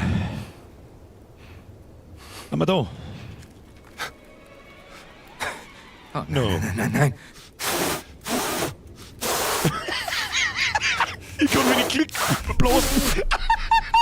What? Und jetzt? Lass mich. Ab! Oh no! Das ist unfair. No, no, no, no, no, no! Oh no. Ab! Ab! Ab! Ab! Lass mich. Der Erste, der sich aufstellt, kriegt doch nicht da. Ab! Ab! Ab! Ab! Lass mich. Ab! Lass mich in Ruhe. Da gehen wir der Notzwanz gehen! Au! Spitz! Au! Spitz du weg! Kannst das Lauchwitz, ihr Mistvieh! Oh Gott, ich muss pieseln! Ja, Warum bin ich vor dem Stream nicht aufs Klo gegangen? Ich muss pieseln! wir kommen, Dr. Jones. Er wird ohnmächtig, Gina. Ja, weil mir der Skorpion ins Gesicht gestochen hat. Entschuldigung, ich hab nicht so geblasen können. Grab schneller. Der Sound schaut ja richtig gut aus. Das hab ich in der Höhle schon. Trinken Sie, Dr. Jones. Der Stator schreibt Props an ihm, dass er beim ersten Mal mit dem Hut getroffen hat. Ich hätte eigentlich einen lustigen Joke gefunden, wenn er es ein paar Mal gemacht hätte. Oh, Entschuldigung. Ah, Entschuldigung. Gut, und dass dann Sie noch setzt er leben. einfach auf und dann geht er. Das war eigentlich ein Ich perfekter gewöhne Moment mich für einen langsam Witz an Sie, gewesen. Jones. Entschuldigung. Entschuldigung. Danke. Ich hab's mir verdruckt, Basti. Das Idol des Ra. Hab nicht sogar blasen können. Der Stein. Der Stein. Was? Er hat den Stein, Gina. Dann weiß ich, wo er jetzt hingeht. Oma gab mir das. Operation Großer Kreis. Der große Kreis. Vor einiger Zeit hat Voss ein Pergament in einem Grab in Nordafrika gefunden. Da ging es um verbotene Steine. Im März dieses Jahres wurden ihm Mittel für eine Ausgrabung bewilligt. Ich muss In bieseln. Machu Picchu. Ich sag dir jetzt etwas. Ich Eine renn Stätte jetzt des großen ganz Kreises. zeitig zum Bieseln. Genau, und dort? Und währenddessen unter den fliegen sie nach Ruinen, da Machu fand er- Picchu. Ich muss pissen wie ein kleiner Schulboy. Komm Ein her. Stein. Irgendwie hat Voss meine Schwester nach Machu Picchu gelockt, wegen ihrer Expertise. Um das Adamitisch auf dem Stein zu übersetzen. Genau, aber dann ging der Stein verloren. Wie ist ein Mysterium. Alle Dokumente darüber sind streng geheim. Doch als ich den Funk der Nazis abhörte, konnte ich einen Morsecode vom Himalaya abfangen. Wo Voss seine ganzen Leute hinschickt. Und ich habe die genauen Koordinaten. Die suchen nach dem Stein. Wir müssen vor den Nazis da sein. Ja, aber die sind zu schnell.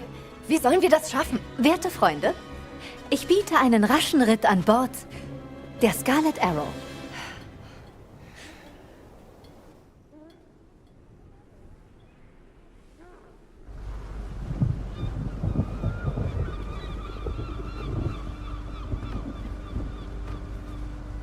Sonnenfacher. Sheram. Sheram. Name. Ozam? Ich lese gleich alles vor und erzähle alles, was ich die ganze Zeit. Hände gewaschen, ich brauche mir die Hände waschen über den sauberen Schwanz. Was haben Sie gefunden? Das ist ein Foto von Laura Lombardi und Ihnen.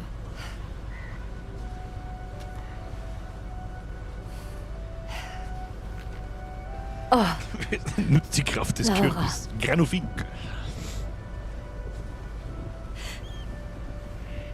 Wo haben wir jetzt auf dem Weg hin? Auf dem Schiff Richtung Machu Versprechen Sie Picchu, mir oder was? Indiana. Liegt Ihnen was an ihr? Dann beschützen Sie sie. Was tuschelt ihr beiden denn da? Ach, ich meinte nur, dass ich einem ortskundigen Führer telegrafiert habe. Richtung für den Himalaya. Himalaya. Bei dem Marsch solltet ihr lieber gut vorbereitet sein. Wenn du nur mitkommen könntest. Ach, das ist nichts für mich, Schätzchen. Stimmt. Ich hab's lieber Ab nach warm. Peru. Schauen wir mal, ob die Radwege schon so baut werden, wie wir das kennen.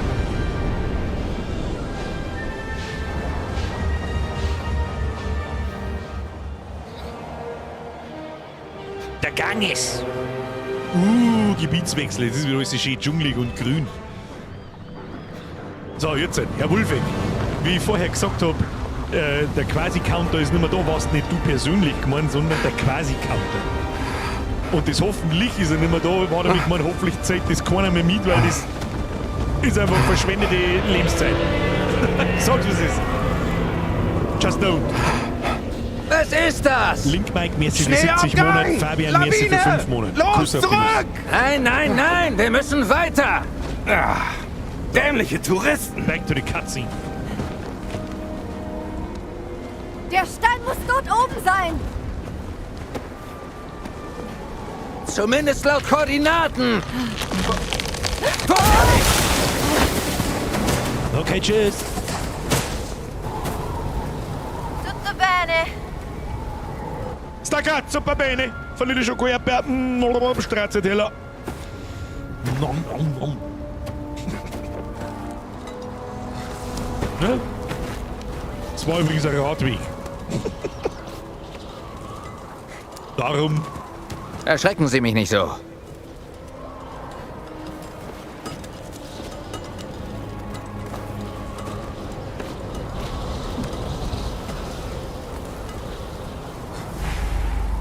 Der Himalaya. Südasien. Haben wir schon da auch. Ich hab jetzt einfach einen grünen Dschungel gefreut. Was passiert? Das Ich ist einfach ein schätze, das Eisberg. müssen wir wohl. Oh Gott im Himmel. Wie schaut der Schnee aus? Ah, Bethesda, da hätten wir... Oh, nein, schaut gut aus. Bin schon Start. Entschuldigung, mein Fehler. Das schaut sogar sehr gut aus. Spitzt du ein wenig oder was? Ich glaube, das ist spitzt. Da, das, was der Harlequin schreibt. 1000 Leute anwesend, Leute, und nur 251 Daumen. So nicht? Smash the Like-Button, meine Damen und Herren. Like-Button! Kurz zur Unterstreichung. Like-Button! Jesus Christ. Okay. Sie meinten, Sie seien schon hier gewesen. Und was haben Sie hier gemacht? Einen alten Freund besucht.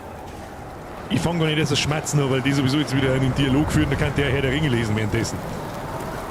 Jetzt allein, ihr Kackhater, stimmt. Die Brücke ist ziemlich instabil. Lassen Sie mich zuerst.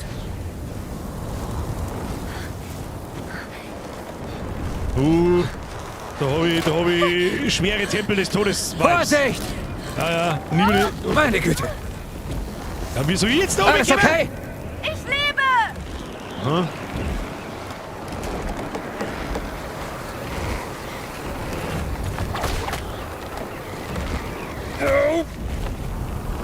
Die Peitschen ist einfach so useful, das ist Wahnsinn. Wo er sich da jetzt genau mit der Peitschen festhält, am Siemens Lufthaken wahrscheinlich. Verrückt, dass der Stein hier gelandet ist. Sind jetzt da wieder... Machu Picchu ist auf der anderen Seite des Globus. Schnappen wir uns das Ding und raus! Lawine. Ist jetzt der Berg auch wieder überall vorher Nazis oder was? Kommt der Yeti? Kommt der Reinhold Messner? Ich weiß es nicht.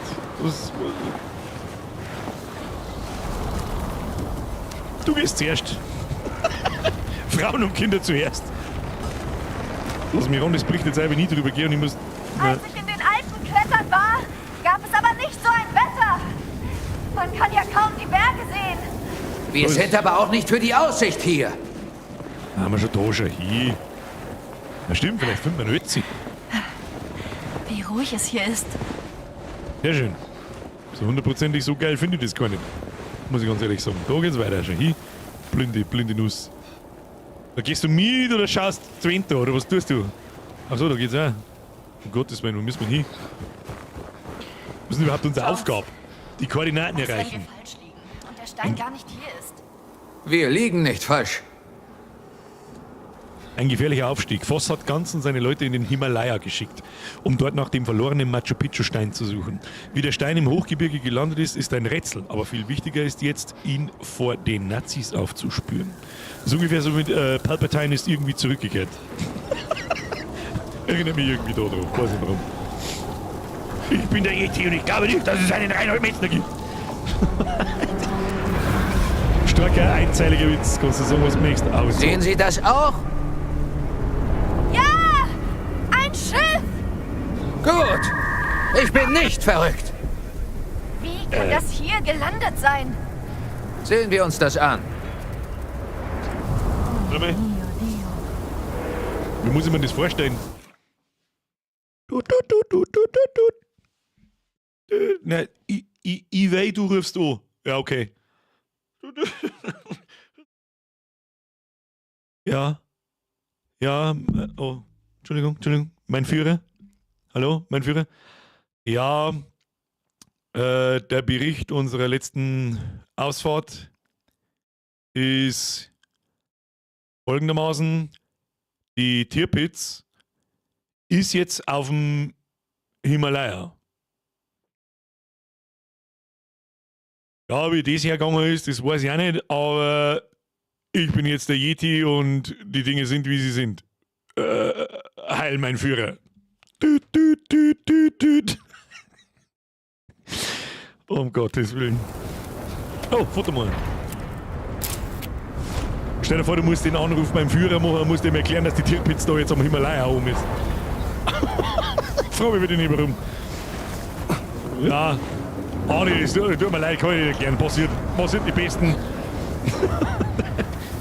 It is what it is. So, kann man einen Schnee wegschmelzen? Hat auch nicht so ganz hin. So, wie soll jetzt das da vonstatten gehen? Kann ich mir da irgendwie... Ah ja. Kann ich mir... Was bringt man das? Peitschenrücken. Ah, okay. Ah, schau hier. Minzi macht vor, Indi macht nach. Der Himalaya gehört nicht zu uns. Warum? Ja, ich hab mein Schiff da packt. So. Ah ja, geht schon. Kostet das Ausdauer? Oh shit, das kostet Ausdauer, gell? Ich versuche, das alles zu verstehen, Jones. Haben Sie hier ein Schiff erwartet? Es muss eine Erklärung geben. Schon interessant, dass da jetzt das Schlachtschiff haben. Hoffentlich gibt es eine Erklärung dafür, das würde mich interessieren. Was da für eine hanebüchene Scheiße erzählt wird, warum das Schiff da oben ist. Da war kein gelber Kantenmaler, sondern der Grau mit der gelben Kantenbritschen. Ja, ich glaube es auch. Das ist interessant, da habe ich jetzt nicht drauf aufgepasst, dass sie tatsächlich auch gelbe Wutzung ist. Und sie im Prinzip der gelbe Live-Kantenmaler ist. Der Schnee schaut schon wirklich brachial gut aus, gell? Kann ich da jetzt so machen und es geht tatsächlich schon hin. Ich weiß noch, wie uns das in Tomb Raider vor 6 Jahren begeistert hat, wie wir da in den Schnee gestapft sind und es hat so ausgeschaut. In Red Dead auch, in dem Intro. Sieht aus wie ein... Nazi-Schlachtschiff?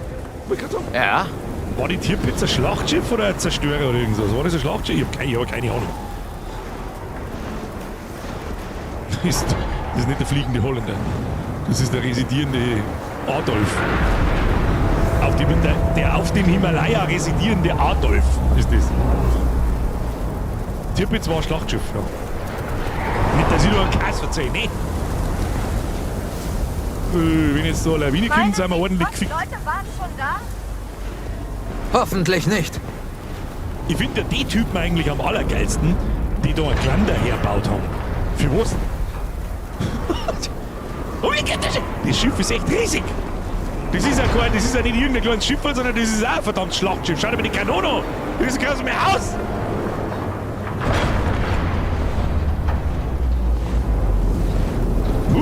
Zumindest haben wir den Anker runtergelassen zum Pein. Ja, der Versuch war, der Wille war da. Das Schiff war schwach.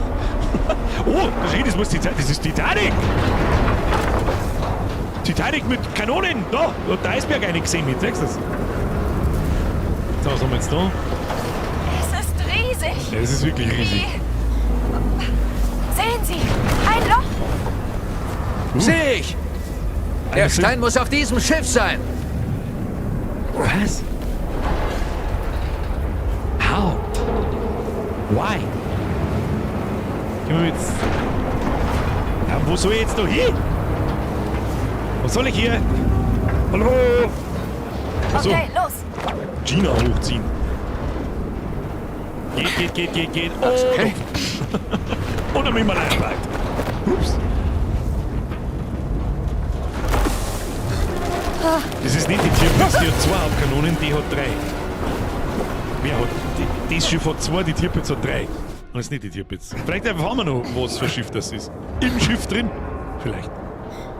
War eigentlich schon eine nette Referenz auf die Realität, muss man so sagen. Da ist ein Loch, Gina. Da gehen wir rein ins Loch. Was gibt's da? Druckventil. Sonst nix. Da gehen wir rein. Jetzt schau, dass du lang gewinnst. Komm. Also ich habe mit vielem gerechnet, aber nicht, dass wir auf dem Schlachtschiff weiterspielen. Sag ich dir, was ist, wo die Umgebungsgrafik und das Eis übrigens auch herausragend gut ausschaut. Das Handrad fehlt. Es muss hier irgendwo sein. Das filmt man schon, da hauen wir jetzt einfach irgendeine Eisschicht ein, da. Genau so tun wir mit das. Gibt's da was zum Looten? Nö.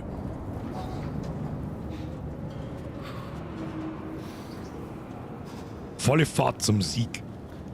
Haben wir da irgendwelche Hinweise? Kann das irgendjemand erörtern, was das für ein Schiff ist? Was steht da? Im Auftrag des Führers und des obersten Kommandanten der Comets. Heißt das Schiff Comets? Hat's das gegeben? Mag ich wissen. Bierman! Fun Fact: Es gibt mehr Flugzeuge am Meeresgrund als Schiffe am Himmel. Ich hab kurz gebraucht. Ich sag's ehrlich, wie es ist. Das ist die Comets. Ach, ist das dort gestanden? Ich hab gemeint, das ist vielleicht der Oberst, der so heißt. Die Frage ist, was wir da herin jetzt brauchen. Irgendwas brauchen wir. Was weißt du da suchen? Weiß ich nicht.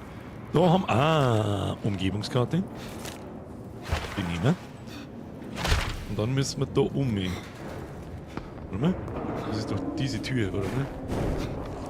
Ah, hoppla. Warum? Tagebuch, gefährlicher Aufstieg. Oh, leck, wer soll sich denn da auskennen? Bist du Psuffer oder was? Halt, stopp, da stehen Zahlen. Ab in den Chat 2935. Los. Ab in den Chat 2935 merken. Brauchen wir noch hundertprozentig irgendwo. Wobei ich es mir auch wieder nicht vorstellen kann. So, dann gehen wir da rein. Na. Was brauchen die da drin? Bin ich blind? Das Türrad oder irgend so ein Scheiß brauchen wir, oder nicht?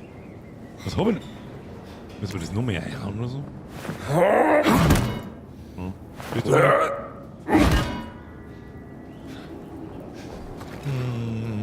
Bin ich ein bisschen ratlos. Was sagt denn das Schiff durchsuchen? Wenn ganz ihn nicht zuerst erreicht hat, ist der verlorene Stein aus Machu Picchu irgendwo auf dem Schiff.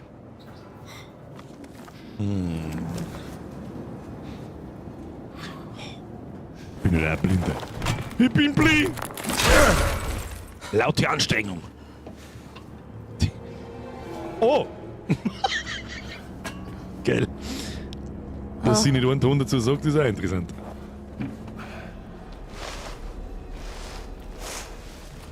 Na, wen haben wir da? Mit Sicherheit nicht den Herrn Voss. Was für kranke Experimente die Nazis auch vorhatten, darauf waren sie bestimmt nicht gefasst. Sie wussten nicht, wie sie es handhaben sollen. Reichen Sie mir die Hand. Du weißt eigentlich jetzt lustig, wenn der sicher nach hinten rücken. Es reicht.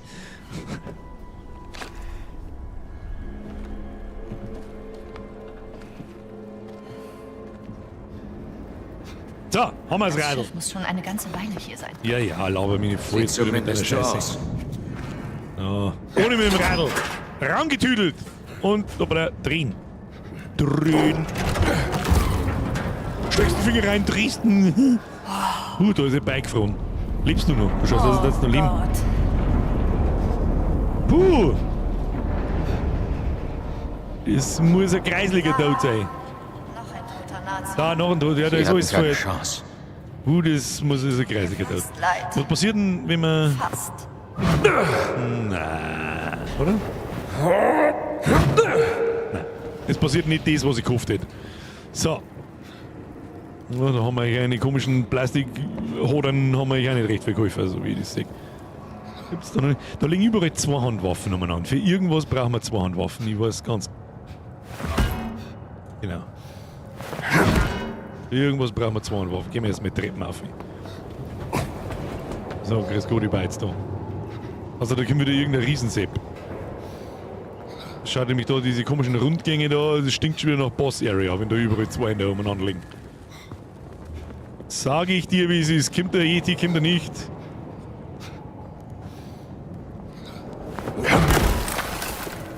Deswegen. Spiel, ich höre dir trapsen. Da sonst irgendwas? Nö. Es würde ewig dauern, das ganze Schiff abzusuchen. Wir sollten mit der Suche nach dem Kapitän beginnen. Das räume ich aus dem Weg. Das räume ich aus dem Weg. Okay, Kapitän müssen wir finden. Gina! Komme! Ja, da brauchen wir die Frauenpower dazu. aber Ich sonst kann wird das da nicht nix. lang halten. Ach so.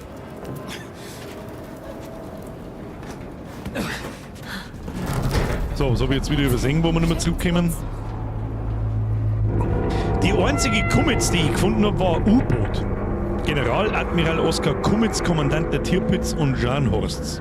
Ich hasse Das heißt, dann ist der Geräusch. Kummetz, der Name des Schiffes hat es so nicht gegeben, aber die Anspielung an den Oberst wahrscheinlich. An den Admiral, besser gesagt. Tja, wir mögen einen Vorsprung haben, doch Ganz und seine Leute werden irgendwann hier aufkreuzen. Wir müssen den Stein finden und runter vom Schiff.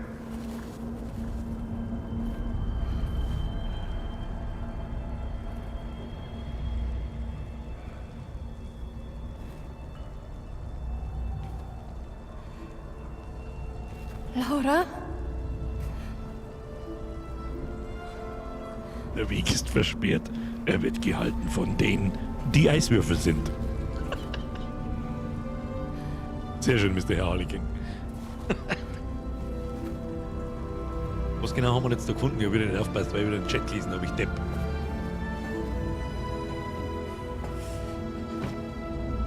Man Captain gefunden und einen Stroh, oder was? Achtung, Nazis kommen in 3. Nein.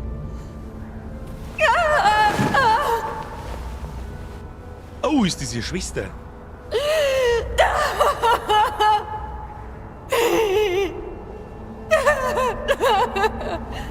Oh.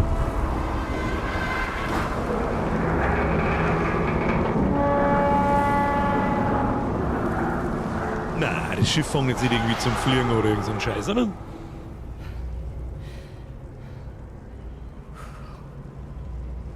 Ich muss wissen, was hier geschehen ist. Mich interessiert auch, was geschehen ist. Sag ich, was ist? Ich helfe dabei.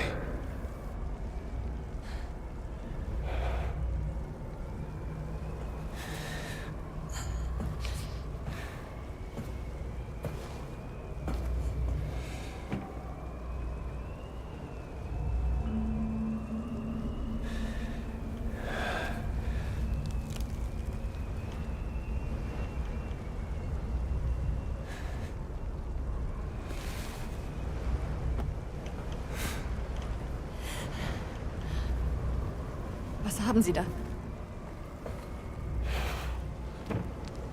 Vielleicht noch einen hilfreichen Hinweis Ihrer Schwester.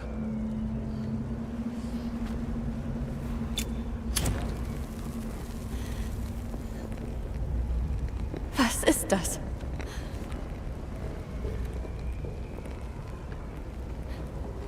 Laura hätte nie Nazis geholfen. Nicht freiwillig.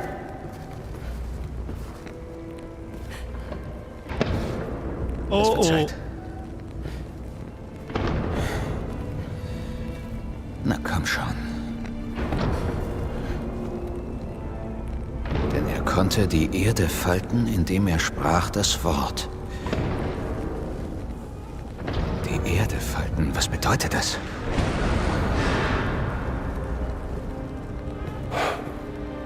Gina. Sie sind gleich da.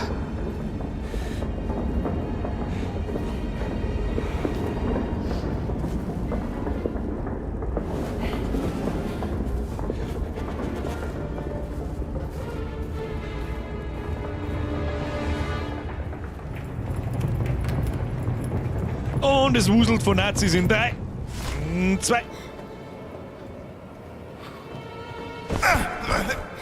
Sehen! Eindringling! Vollidiot!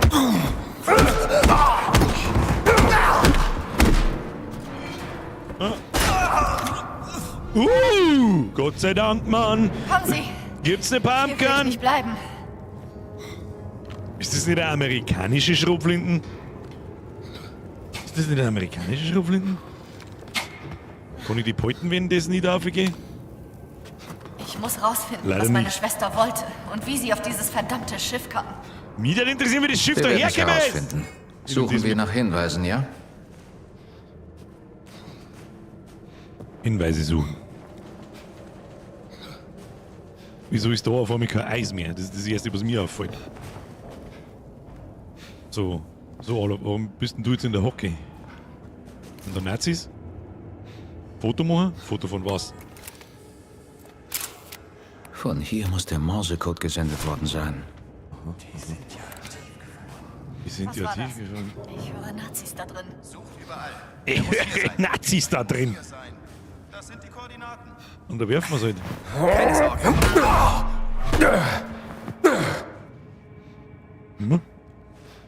Handlange! Zweieinige Feuerwaffen verursachen mit. Ja, das ist jetzt aber heute schon ein Muss Witz, oder? nachladen. Das wird dich aufhalten. Ja, Alter, wie lange braucht der zum... Ja, wie lange braucht der zum Nachladen? Alter, was war das denn jetzt?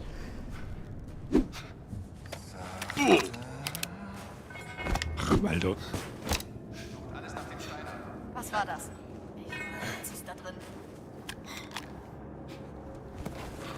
Der Stein muss hier sein. Das sind die Koordinaten. Verdammter Keine Doof. Sorge.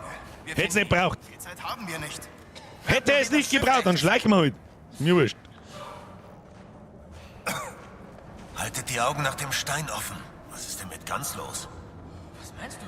Tut so, als wäre Voss sein Vorgesetzter.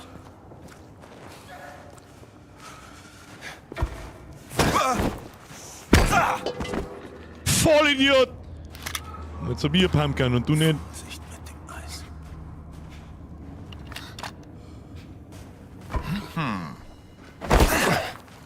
Eine Beidel! Du Penner! So, was kann das? Zweihändige Feuerwaffen machen mehr Schaden. Das liegt nicht zur Gaudi da. Wird's jetzt mit Absicht zum Schießen? Kann das sein? Sowas liegt hier normal nicht zum Spaß, Kinder. Ich weiß genau, was es ist. Wie viele Skillpunkte haben wir?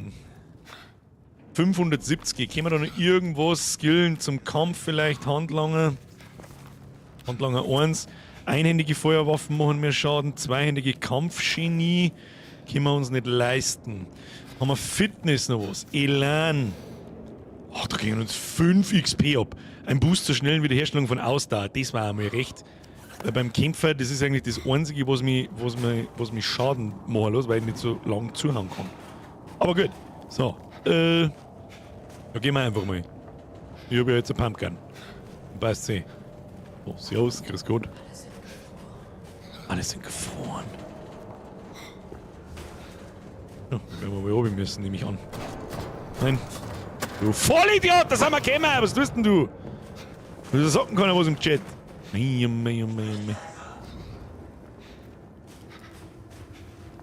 Verrückte Szenerie.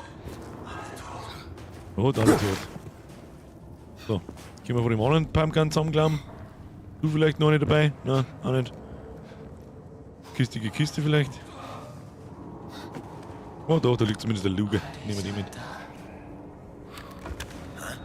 Nein, so nicht, mein Freund. Ich habe keinen Grund zur Sorge.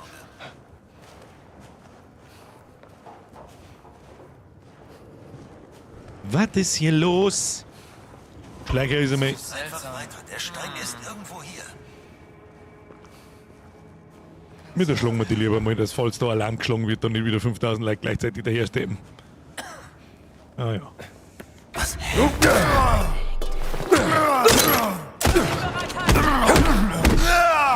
Das geht's da schon noch gut, mein Freund.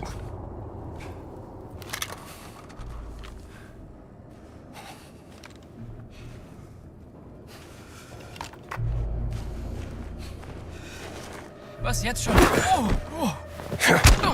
Healing, Schlafi. Lass mich mal einen Verband nehmen. Beziehungsweise 2. Zack. Und gleich nochmal einen hinten geschissen. Haben wir mir noch Biscotti oder irgendwas? Ne? Extra Ausdauer können wir noch dazu. Tu mit Schrotflinten, ja. Ich weiß jetzt auch nicht, was da weitergeht, werden wir schon herausfinden. Wir können natürlich auch einfach einmal alle da schießen, damit da mal was passiert. Die sind alle erfroren. Sollen wir das mal machen? Ich würde schon sagen, da gehst du. Oh shit. War vielleicht doch keine so gute Idee. Tu mir einen Verband her. Schrotflinten wo? Ich erschieße das Schuss!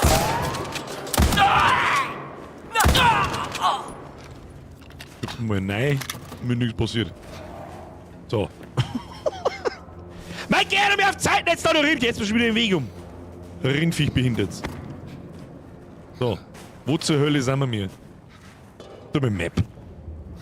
Ah, okay, wir müssen grob in diese Richtung dahin drehen. Kriegen wir hin. Ist da noch irgendein Zipfel von den Zipfel Adams? Hallo, da zum Beispiel. Da ist der Wolverine.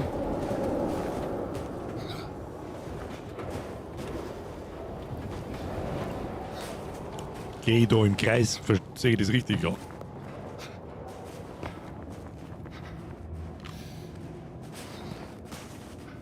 Ja, genau. Und der Nazi-Oberst-Sepp hat wieder den einzigen beheizten Raum. Sehr klar. Ist eh klar. Sowas wie Geld oder sowas wird es da wahrscheinlich nicht zum Sammeln geben, weil es da auch keine. Wahrscheinlich gibt es am Himalaya im scheiß Schlachtschiff keinen Händler. Ja, gut, das macht irgendwo Sinn. Wahrscheinlich macht das irgendwo Sinn. Gehen wir da lang? Ziemlich finster wird es auf einmal so. Habe ich das Gefühl. Aber mit der Pumpgun, da fällt da nichts. Aber jetzt wack. Ich sehe da gelbe Henkel, da war der gelbe Kantenmaler, ich hab ihn genau gesehen. Was ist da oben? Oh, da müssen wir was fotografieren. Nein, jetzt hab ich Pumpgun, da hab ich mich voll depp. Irgendwas zum Fotografieren. Ich hab noch nie eine Ankerkette aus der Nähe gesehen. Okay. Das ist eine Ankerketten. Leg mich doch am Arsch, Alter. Die ist auch so groß wie mein Haus. Ja gut, warum auch nicht? Warum nicht? So, die Frage ist, jetzt gibt's jetzt da unten was. Warten Sie hier, ich mach das. Ja, warten Sie, ich mach das. Machen wir so. Zack. Klonk. Und dann machen wir das wie. Hoppala, da umschwingen, oder was? Au. War wieder mal ein Schuss in den Ofen. Aber die Dinge. Spitzt du oder was? Einen noch. Einen noch. Wie komm ich da hin? Geh mal. Pass auf. Ja, dann müssen wir das Ding aus der Hand nehmen. Vorsicht! Alles in Ordnung? Das war mit Sicherheit so nicht gedacht, sondern das erste aufgehen muss. Bleiben wir in Bewegung. Troll the gate! Easy. So, Schrotflinten ist halt jetzt fort, aber das ist uns wurscht. Oh, machen wir so.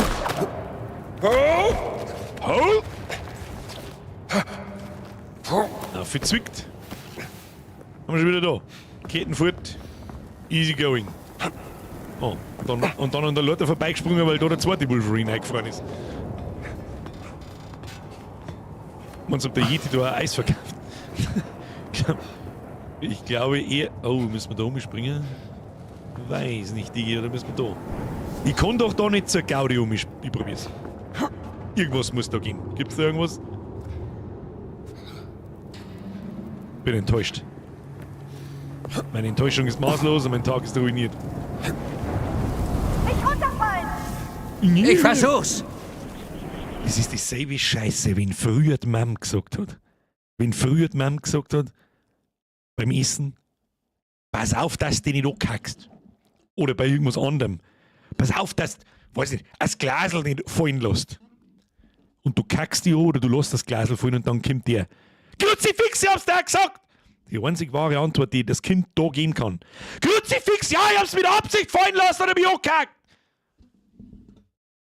Was ist das denn für eine dumme Scheiße? Ja, was ist das? Aufpassen! Jetzt Sie! Das schaffen Sie! Weil ich schafft die das schon hin, die ist agil. Die macht Pilates, macht die, wenn die keiner hinschaut. Weiter jetzt! Weiter jetzt! Nach dem eisigen Erlebnis. Oh no, Nazi 1! Der Stein muss hier sein! Sagt der Nazi 1. Die Zeit haben wir nicht. Was ist mit denen? Ist da 1, 2. Oh. Nein, das kann ich so nicht stehen lassen. Achtung! Halt, stopp! Halt, stopp! Und. Was? Nein, den kann ich doch so nicht liegen lassen. Das geht nicht. Das geht doch nicht. Ich sage nichts von anderes! Ich oder du, Nazi-Sepp? Komm. Jetzt geh runter!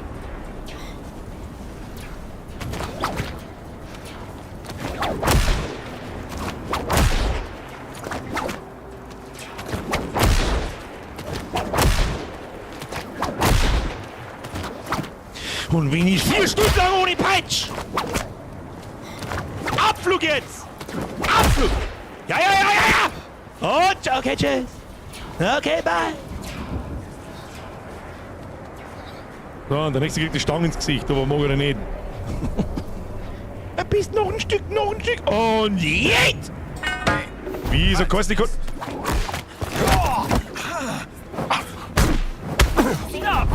Was machst du hier? Was machst du hier? Nice! Oh,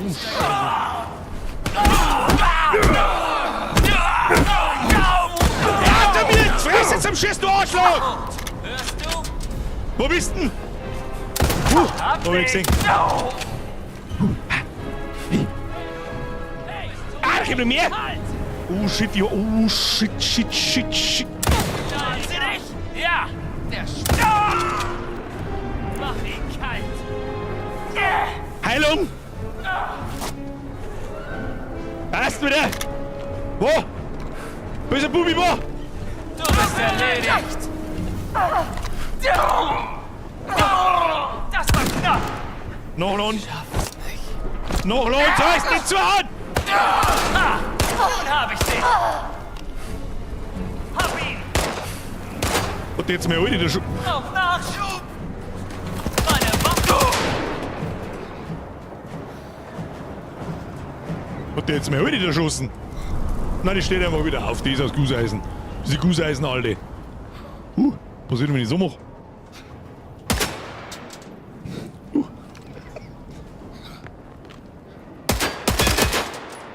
Ich wollte es wissen.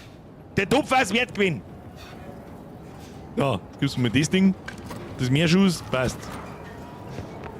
Gut, die Gusseisen, alte. Ja. Kusige Westen. Ziehst du die alte an.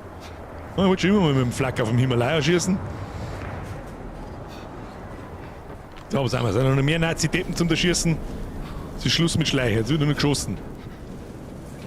Bist du drin, da jetzt, Bett?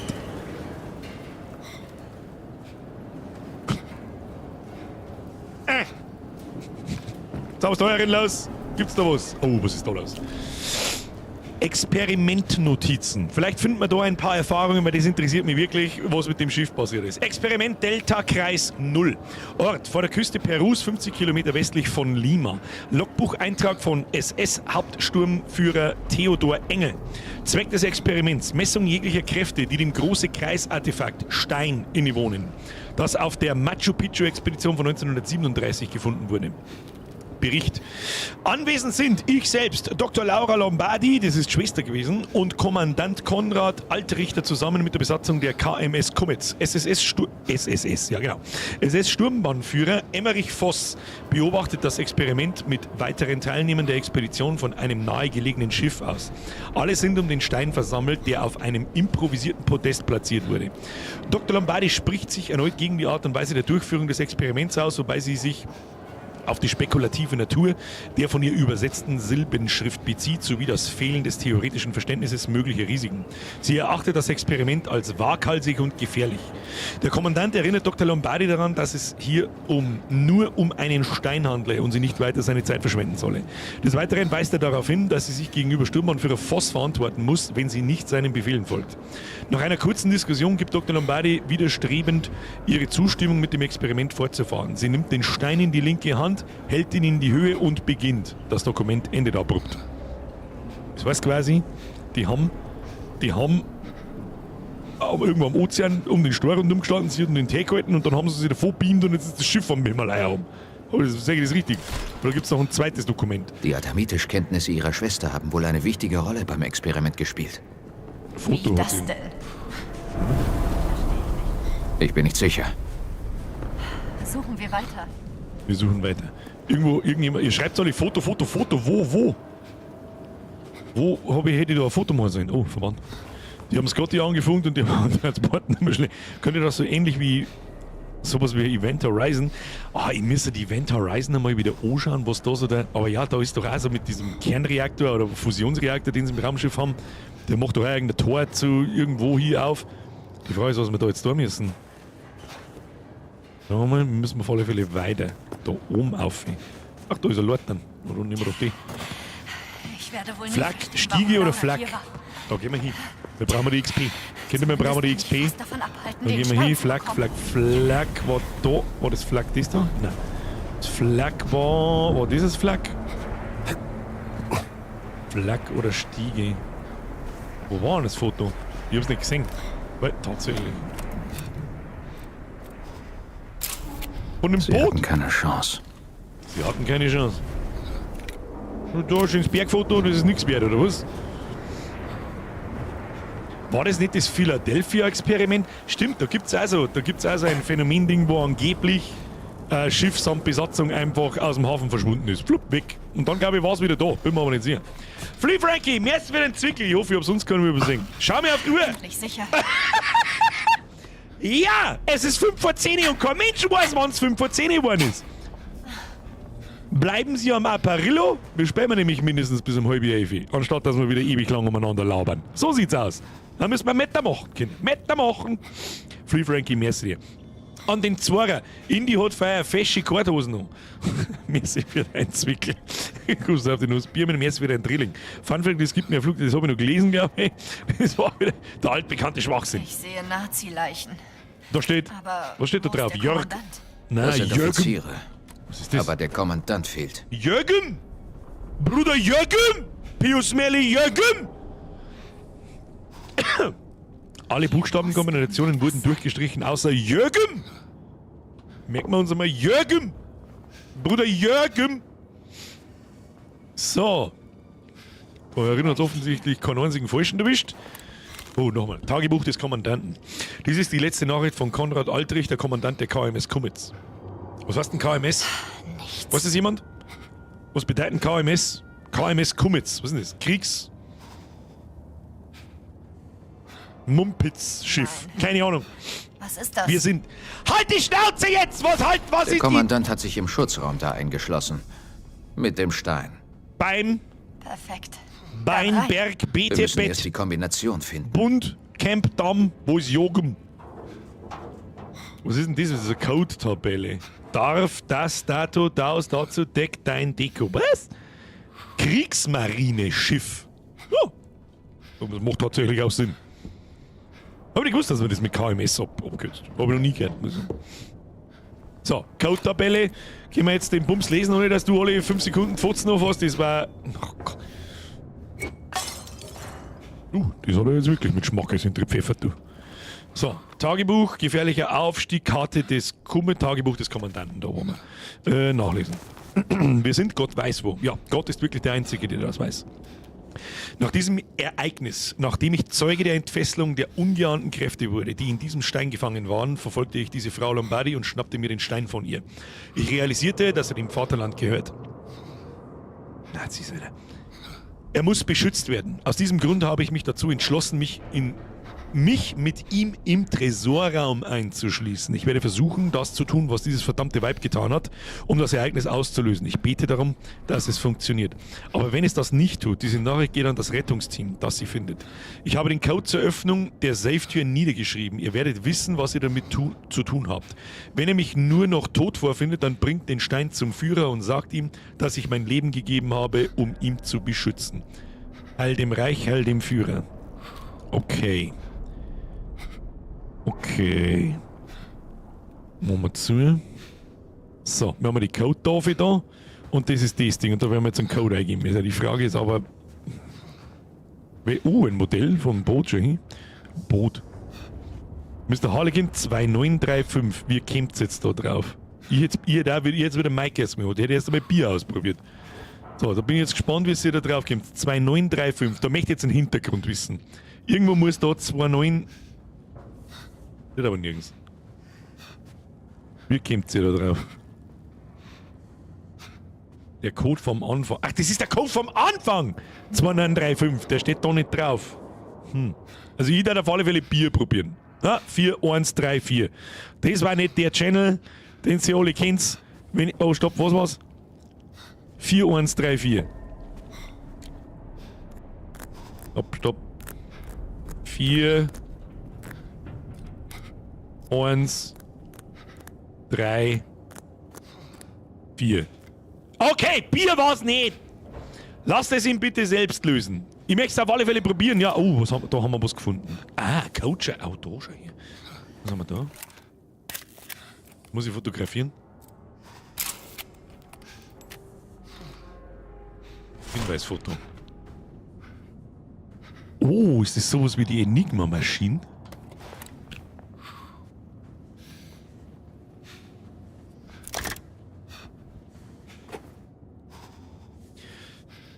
Da geht's mit A los und so, aber 8 Adel, Ader, Affe, Agil, Ehre, Akku, Akte, Balk, Ball, Balz, Band, Bank, Bahn, Bark, Bad, Base, Bast, Beet, Beil.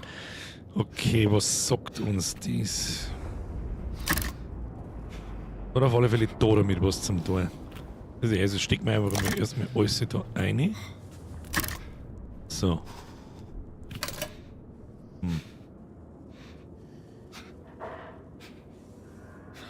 Haben die alle gleich? Rufen wir das Ding da hin. Nein, die sind nicht alle gleich. Obwohl er sollte nie wissen, was er... Okay. So. Haben wir da sonst irgendeinen Hinweis zum Fotografieren?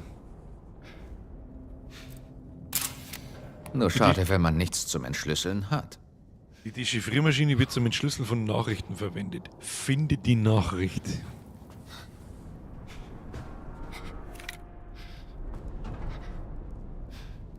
Muss am Tisch liegen, oder? Jürgen. Jürgen. Was bringt uns Jürgen?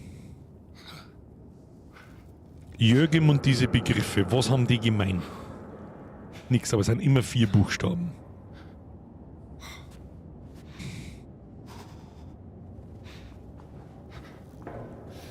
Was hilft mir Jürgen?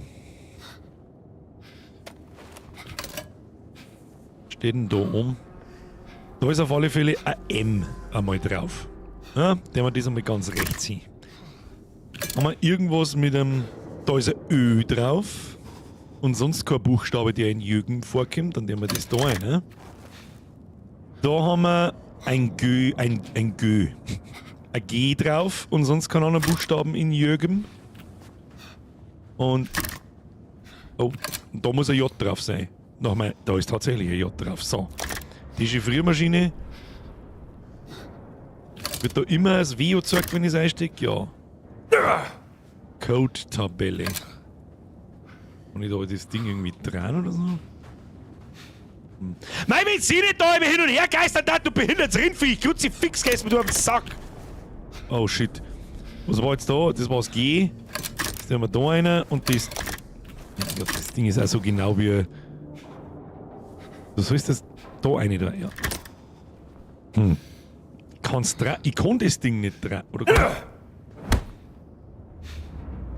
bei der Maschine ein bisschen hochschauen bei der Maschine. Ja, oh, das ist schwierig zum. Also, das heißt, es ist so nah da, es ist hidden in plain sight. Und,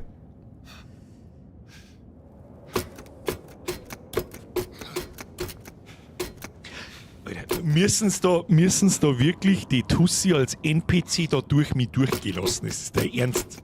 Jö! G! Jürgen! Und jetzt? Steht drunter Blut.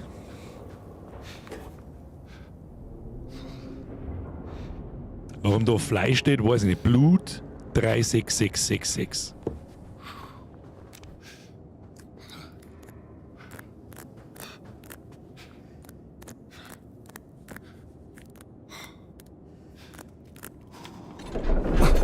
Absolutes Brilliant! Bitch! Schauen wir mal rein. In der Regel gibt es einen Geheimgang vom Schutzraum zum Gefechtsstand. Ja, so wie geworfen, Entschuldigung. Ich wollte eigentlich aus dem Battle fahren, aber das ist nicht so wichtig. Wenn das kein Like nicht wert ist, dann weiß ich es auch nicht. Smash the Like-Button und Gas. Oh, schon, was ist... Zeigt man der Popoloch. Popoloch! Die Zeichnung einer Statue, die einst einen Stein des großen Kreises enthielt. Muss die Statue sein, die in Machu Picchu gefunden wurde.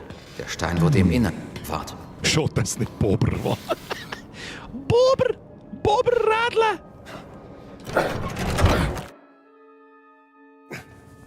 Ich kann es nicht oft genug sagen, das Spiel wird nicht langweilig. Es ist die perfekte Abwechslung. Was hat er da in der Hand? Ich glaube, das ist er. Ist fast nicht gesehen, wenn es dir nicht so davor hingestellt ist. So, was hat er da in der Hand? Weiß nicht, du kannst es da selber nehmen. Ist es der Stein? Es ist der Stein.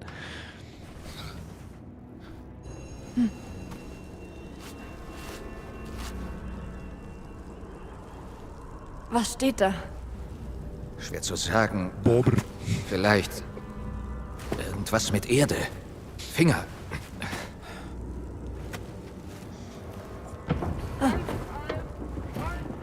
Was war das? Nazi. Scheiß vertan, es gab Schnell auch verstecken. Pumps und Bude. Richtig. Richtig, Steffi, das hast du korrekt erkannt. Jones! Bin gleich da.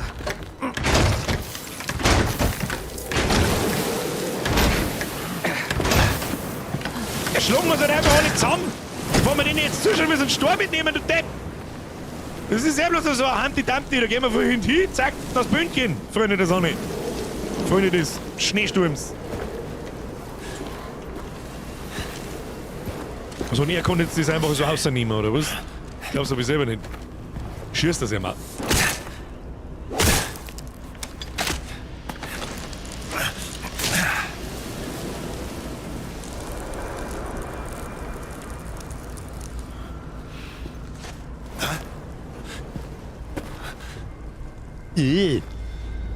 Du einen Trumpinken in der Fressbrett drin, da hätte ich gerne mal draufhauen. Hey, du!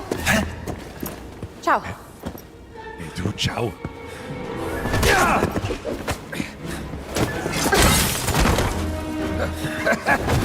Na, jetzt aber! Hey! Granaten. Granatenstark!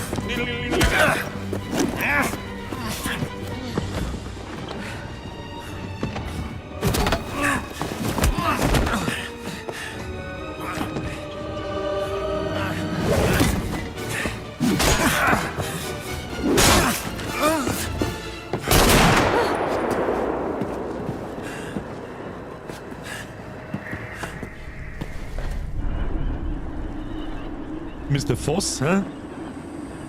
Ah, nein, ja, ich hab schon wieder den Namen vergessen. Warum hat er einen Hannibal dabei? Herr Eisenecker, wer ist wieder ein Riss ab? Kuss auf die Nuss, schöne Grüße an den Nachschauspur. Have a lot of fun.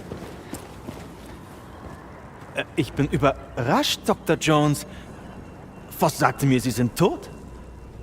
Ach ja? Guter Punkt, Mr. Flix. Was hat er sonst noch für Lügen erzählt? Hände hinter den Kopf.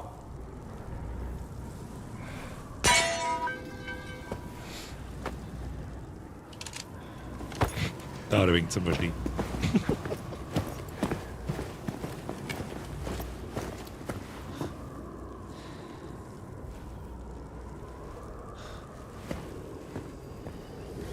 Und Sie ignorieren sie einfach, oder was? Also, jetzt kriegen wir schon wieder Nazi-Prügel.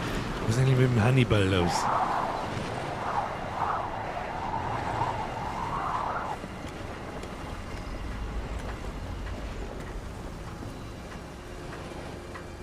Wo ist der Stein? Amerikanische Ratte. Stein? Was für ein Stein?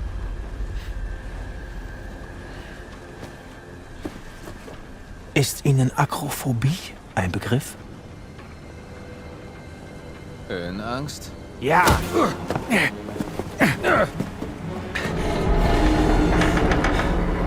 Ich leide darunter.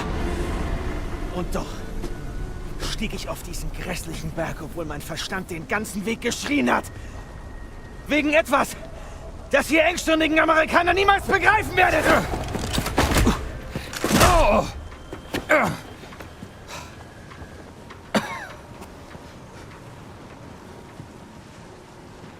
Oh, bitte. Erleuchten Sie mich. Hingabe. Totale und absolute Hingabe für das Vaterland. Und die Amerikaner?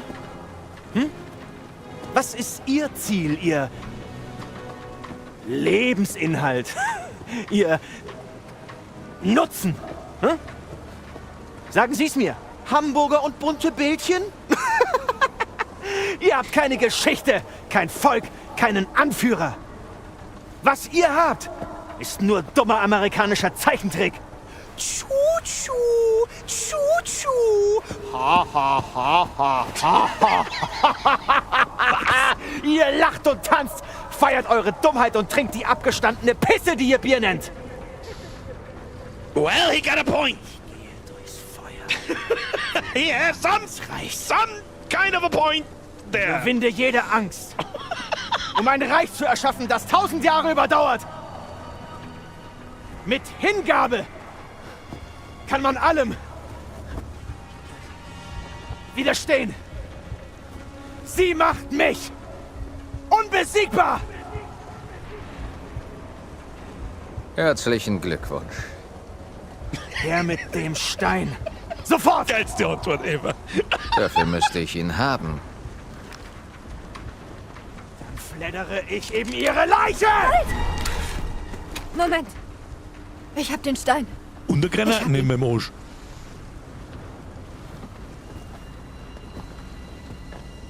Den Stein! Bitte!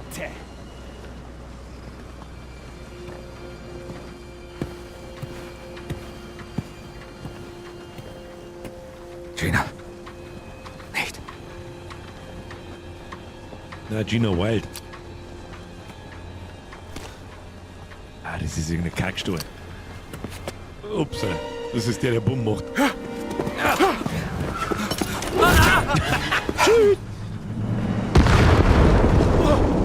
Und jetzt rutscht das Schiff davor, oder? Nein. Nein.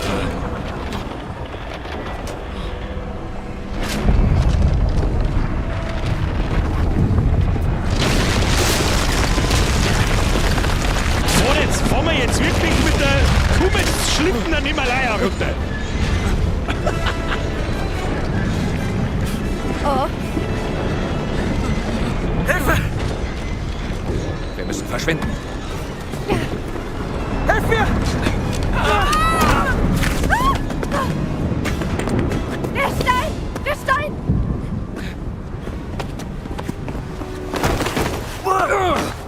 Gina! Haltet sie auf! Erschießt sie! Sie sind durch, so schnell versteckt er selber und trifft. Kiste.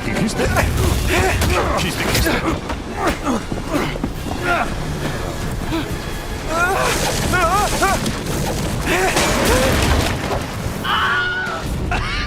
Geil! Oh, wie gut! Der Wilhelm Scream! Oh, wie gut!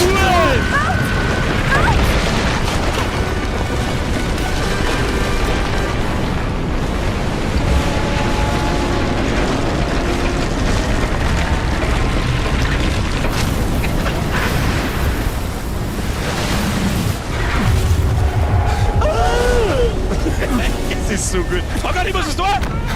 Das ist kaum unerwartet jetzt.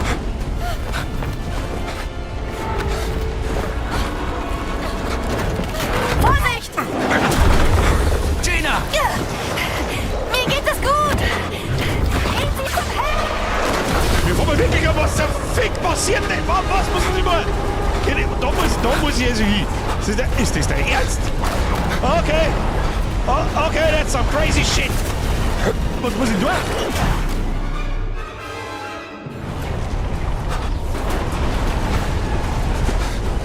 Sie haben nichts gesehen!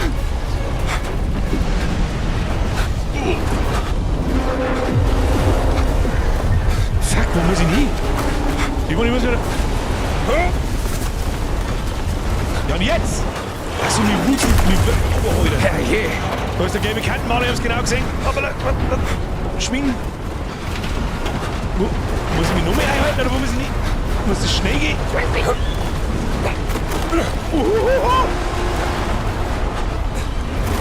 Also ich muss gleich. Ich kann doch da. Okay, gehen wir. Gutzi! Was? Ich tue überhaupt nichts! Stopp!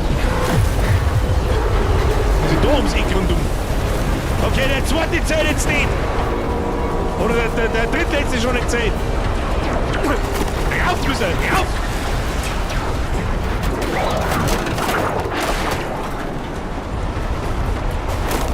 Dann, Er schießt jetzt auf mich. Weg mit dir! Okay, aber Gott. Warum rennst du Nazis? Los! Ja, und was soll ich jetzt da tun? Zug aus. Schnell! Oh! Das möchte ich sehen, wie das tue ich nicht. Schwingende Deep-Counter im Zoom. Was ist da jetzt? Oh mein Gott. Gina! Festhalten! Es ist schon ein größten Wahnsinnig, was da passiert, aber ich find's absolut geil. Holy shit, what the fuck is happening?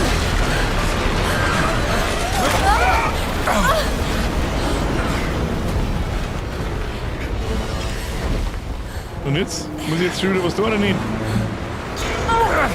Okay.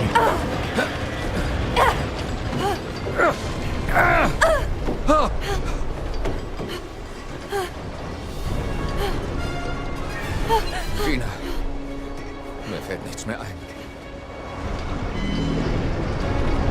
Oh, das sagt er normalerweise bei ganz verdammt selten, gell? Und wenn der Stein das Schiff herbrachte? Er konnte die Erde falten, indem er sprach das Wort. Was für ein Wort, ich weiß nicht mehr. Amen. Zeigen Sie den Stein! Wegbeamen. Wir müssen was tun. Oh Gott, er lebt auch noch. Jürgen! Hier, bei der Macht von Jürgen! Ich schaff das. Ich schaff alles! Er ist wirklich sehr von sich überzeugt, gell? Ich bin unbesiegbar! Tauren. Erde. Erdenspalter. Sturmlakai, wir sind 130 Monate. Hab drin bin beim Nachschauen, aber ich hab den Caps. Hab ich mit dem Caps was verpasst, weil Nightbot vor einer Woche wieder geworben hat? Nein, oder nicht? Gib mir mal Ausrufezeichen Caps oder Ausrufezeichen Cap in Adamitisch! Wir müssen das Wort auf Adamitisch sagen! Nein, ich darf's noch ein, zwei Mal erklären.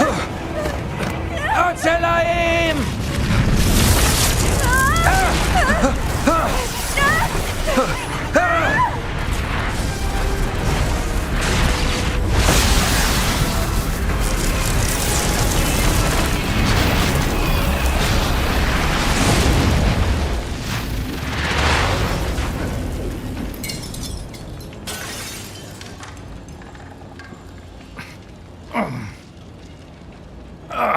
Was zum Fick passierte? Gina?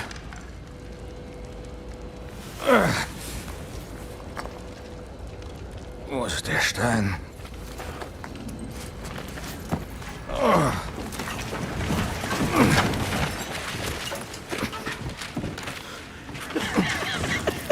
Achtung! Bei Hack ist ein guter.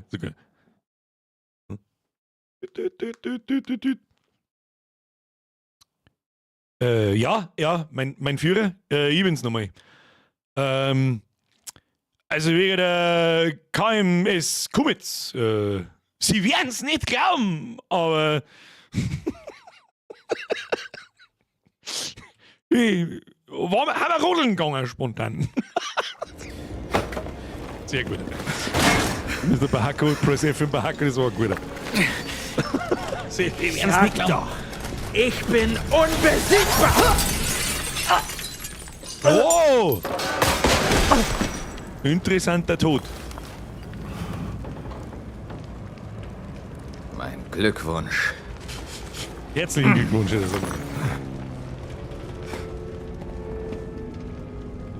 Steffi, notiere Berg plus Schiff. Mit der Aufschrift Jürgen! Gina?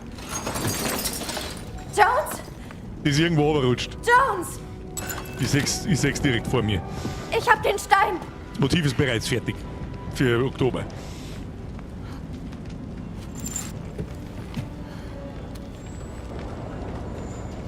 Verwahren Sie ihn! Waren jetzt noch in China oder was? Wir müssen hier raus.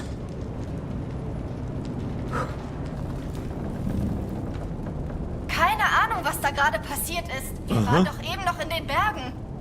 Berg Dieser plus Schiff, Stein hat Jürgen! irgendetwas an sich. Aber wie kann ein Stein... Weiß ich nicht. Aber er ist offenbar sehr gefährlich. Was ist denn da jetzt gerade passiert? Wir haben uns davor teleportiert. Ich hätte aber wahrscheinlich... Was sagst du? Ich sag da schon, ein paar Leute daheim sitzen so mit, jetzt gehen wir in Schmane und so weiter, aber wenn man mal an die Indiana Jones Filme denkt, an alle, also wirklich an alle drei. Wir sind ja mitten im Krieg. Wo sind wir? Shanghai! Und das ist ein japanisches Flugzeug. Los, springen! Mir und dir. Das ist nicht gut, gar nicht gut. Finden Sie! Wenn sie die Ideen kommen, wenn sie vor mir ein Schiff bringen. Okay, wir laufen mal. Wohin soll es gehen, Jones? Haben wir jetzt? Haben wir Jedenfalls jetzt runter von der Zeitreise Straße! hingekriegt? Zu dem Zeitpunkt haben doch die Japaner nicht. Da haben die Japaner. Runter mit dem Kopf! Lotte! Wir müssen hier schleunigst weg, Jones. Ich bin unterwegs. Was? Keine Stadtrundfahrt? Ach du Scheiße. Autschen. Peng out. Das war jetzt eigentlich der perfekte Cliffhanger fürs nächste Mal, verdammt. Verdammt nochmal. Aber Nebenquests gibt's keine Europa mehr, ist ein oder? Pulverfass. Kann ich da jetzt einfach Wenn sich dieser wegreisen? Konflikt ausweitet. Geh einfach Ist wieder zum ein Weltkrieg. Himalaya? Versuchen wir einfach zu überleben. Okay, anscheinend nicht. Okay, da wuselt man noch kurz durch. Mich interessiert jetzt grob, wo wir sind. Gib mir einen Cliffhanger. Spey, gib mir einen... Ich habe einen Artikel über die japanische Ich liebe Invasion den Chinas. Humor dieses Spiels von vorn bis fucking hin. Wenn wir... Foto von was? Altstadtkanal. Grenzenlose Zerstörung. Gibt Überall. XP. Mach die 15 Minuten noch zu senden von dem Abschnitt. Ich weiß nicht, wie lange der Abschnitt dauert, ich meine, ist eh klar. Kommen Sie! Aber ich hätte gern... Schauen wir mal, ob wir einen schönen Cliffhanger finden. Was mit dem da? Spinnst du jetzt total gegen jetzt in Japan? Was?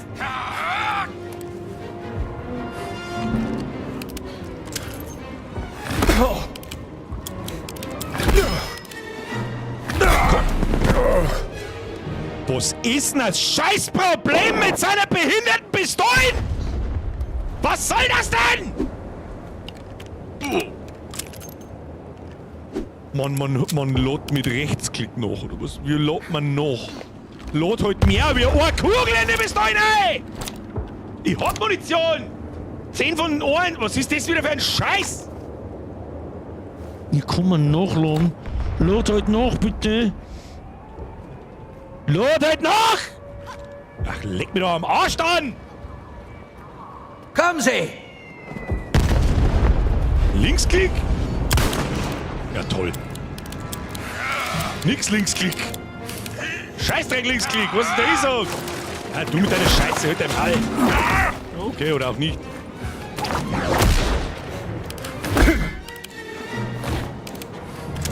Jetzt, wenn's die kleine Pistolen weg tust, Alter, dann... Musste das wirklich sein? Wohin jetzt? Also, Wir werden wohl auf der klettern Erde müssen. aufbleiben. Na, funktioniert ja nicht. Hab ich probiert. Nein, das ist aber nicht weg. Da, Erde draufbleiben, dann schubst du die Leute umeinander. Frag nicht, was die Scheiße so ist.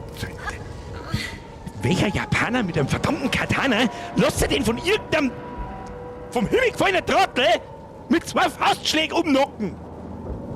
Ja, ich weiß nicht. Ich weiß nicht. Lass mich in Ruhe jetzt. Gehen wir weiter. Rechtsklick nachladen. Geht nicht. Es geht nicht! Da! Fuse, tu es! Klack, klack, tu es! Rechtsklick, Ärger! Leg mir am Arsch, dann schlagen wir die Leute zusammen und schießen wir nicht. Was sollen wir tun, Jones? Nur links klicken. Einen Weg hier rausfinden. Möglichst unversehrt. Halt! Sehen Sie nur.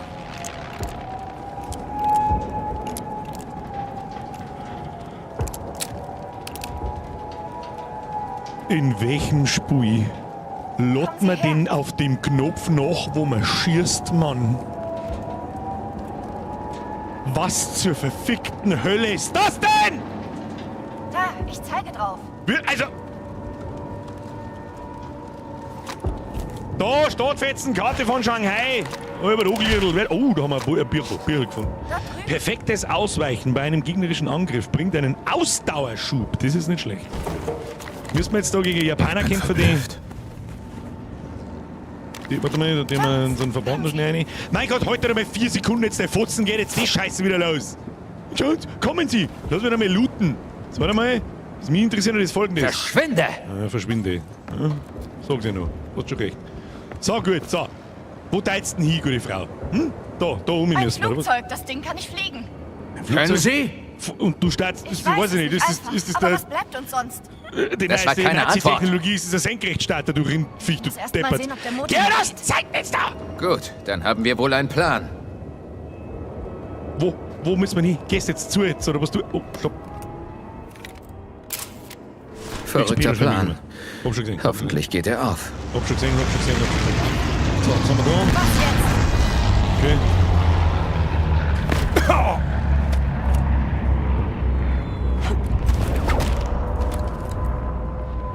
wenn Sie mit Ihrer Peitsche das Schild da umreißen, hätten wir eine Stopp, Brücke. Foto. Foto von was? Haben wir schon gedacht. Die wollen die Stadt nicht kampflos aufgeben. Wo sind diese Ja, egal. Wir stellen es nicht in Frage. Wir stellen den Bums nicht in Frage. Warum sie mit heute so gemeint? Geh halt auf die Seiten! So, nochmal. Also ein Peitschenruck soll ich mal hier kommen. Ich kann mich da festhalten. Ach. Ja, Gute Idee. Chill mal! Professor. So, jetzt machen wir nur noch Vollsprints. Sowas zum Looten, ich sag nix. Vollsprint!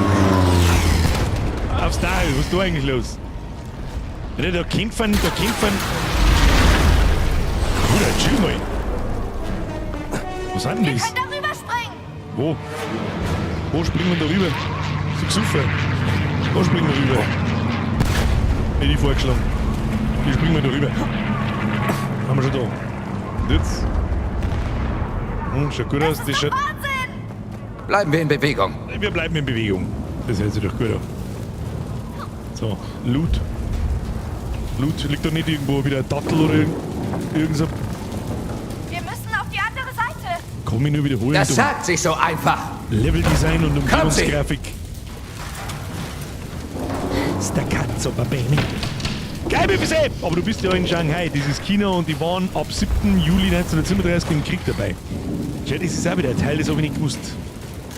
Haben da. Au. Das war jetzt aber kein doof, bitteschön. Merci dir, by the way. Du, ein Doppel. Die Japaner sind schon 1937 Mir geht's gewesen, aber gut. offiziell globales am 41 Wege Pearl Ich Harbor. finde einen Weg nach oben. Das heißt quasi, ein Amerikaner hat die Japan-China-Kriegsgeschichte so lange nicht interessiert, bis der Amerikaner selber angegriffen worden ist. Ich verstehe. Wieder was gelernt schon, ja? So, wo geht's jetzt da weiter? So, wo geht's jetzt da weiter? Ich muss einen Weg nach oben finden. Kann ich mich da nicht irgendwo einhageln oder so? Also dir, ne? Umziehen vielleicht wieder. Na, ich hab meine kann ich da entlang gehen? Nein. Muss ich nach unten? Nein. Ah, Alles in Ordnung, Jones? Der Spaß meines Lebens. Der Spaß meines Lebens! Ja, ich seh's kommen. Spielgeil! Ich wünsche dir nur einen angenehmen Abend. Ich muss mir schnell einen 20er Presseschachtel holen. Was ist denn eine Presseschachtel holen? Hashtag nach der Schule. Spielgeil! Hauen Sie eine, was auch immer, eine Presseschachtel ist, ich weiß es nicht. Was ist das? Geschafft. Verschwinden wir hier. Fühlen Sie sich vom Zukunftsspiel gegrüßt im Nachschaussquad. So, wo müssen wir hin? Da müssen wir hin.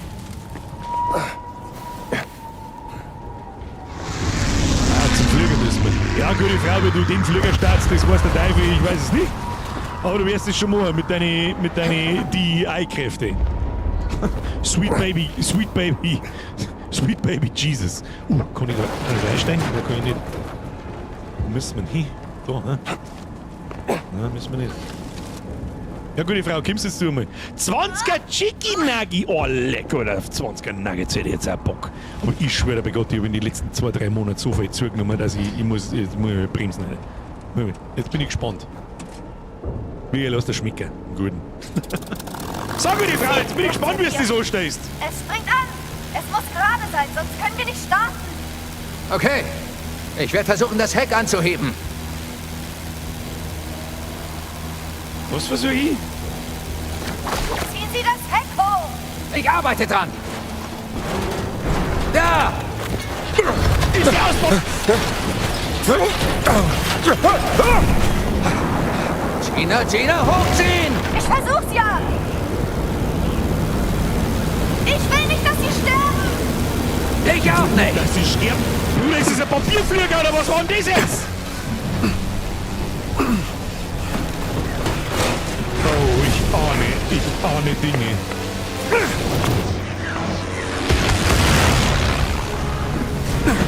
Oh mein Gott, ich muss.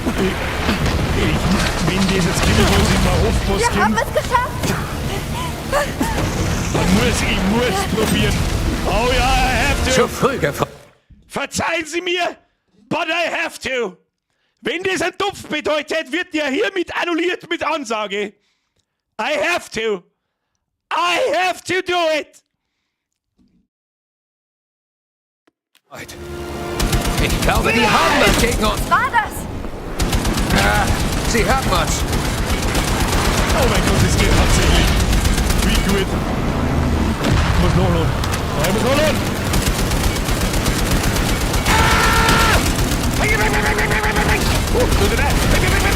Freilich fliegen wir mit denen Flieger zwischen die Eisaumen und weil wir Sonne im Abgrund sind. Geradeaus fliegen, so kann ich nicht schießen. Okay! Nein! Sie müssen im Zickzack fliegen, damit die uns nicht treffen. Ich kann wirklich das Ding zusammenlassen. Entscheiden Sie sich mal!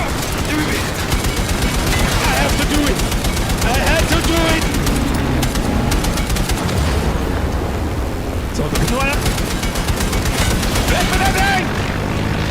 Oh, da finden wir sie noch. Wir haben sie abgehackt. Das war knapp. Aber geil gemacht. Gott sei Dank! Sie haben uns getroffen. Doch nicht. Geil.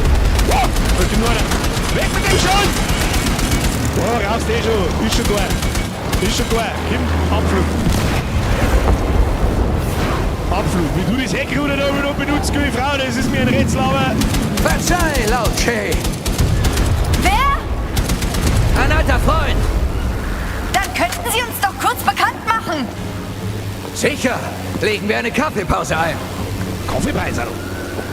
Kann man mir jetzt abhauen von da? Was, Shanghai hat doch so nicht ausgeschaut früher, oder? Schaut mir nicht sehr chinesisch aus, so ist da. One, was ist da? Au, nein, au. Wir verlieren Höhe! Ich besorge uns ein neues. Nicht abstürzen. Wieso? Merkt man kaum! Die Schütze, was gibt denn jetzt für eine gestörte Scheiße? Are you Machen serious? Sie da, Jones! Sind Are Sie you verrückt? serious? Keine hastigen Mann. Oh ja, geh gerade durch. Oh Gott, muss ich jetzt haben. Trau dich ruhig. Klar, klank. Wiedersehen. Tschüss. Tschüss. So, ich hol mir jetzt mal ein neues.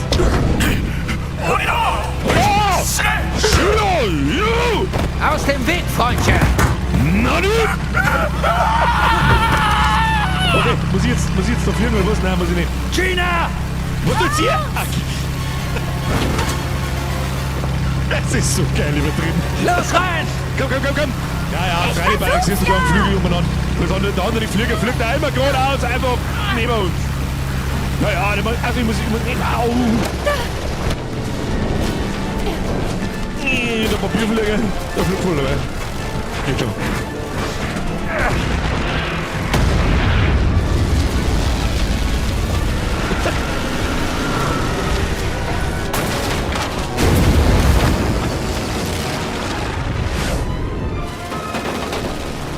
Gehen wir mir jetzt heimfliegen, machen wir mit Luken zu da oben. Helfen Sie mir mal!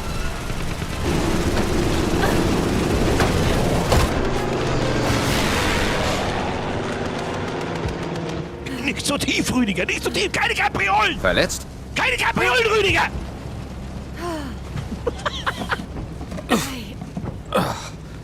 Hier. Danke. Was ist das?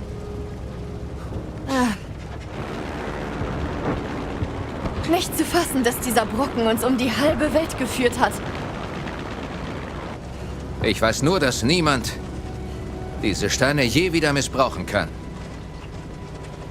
Ihre Theorie, Professor? Denken Sie nach. Die Nazis verwenden sie und landen auf einem Berg. Wir tun es und enden im Kugel- und Bombenhagel.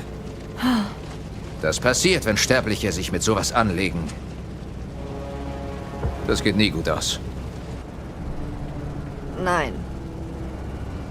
Ich kann Sie am nächsten Hafen rauslassen. Vielleicht erwischen Sie ein Schiff nach Italien. Ich gehe nirgendwo hin, Jones.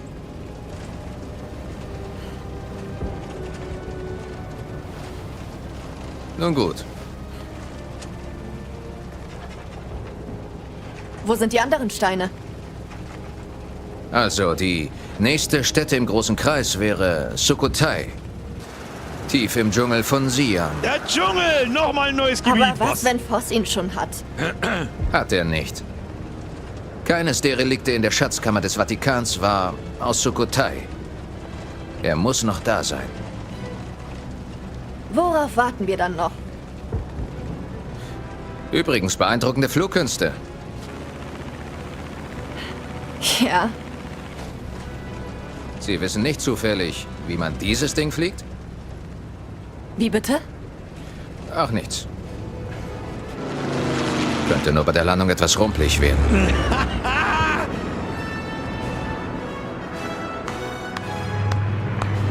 Ich kann nicht aufhören zum Klatschen und am liebsten da ich jetzt eigentlich weiterspielen, aber ich glaube, das ist der perfekte Zeitpunkt, um beim nächsten Mal weiter zum Spielen. Was ein grandioses Spiel.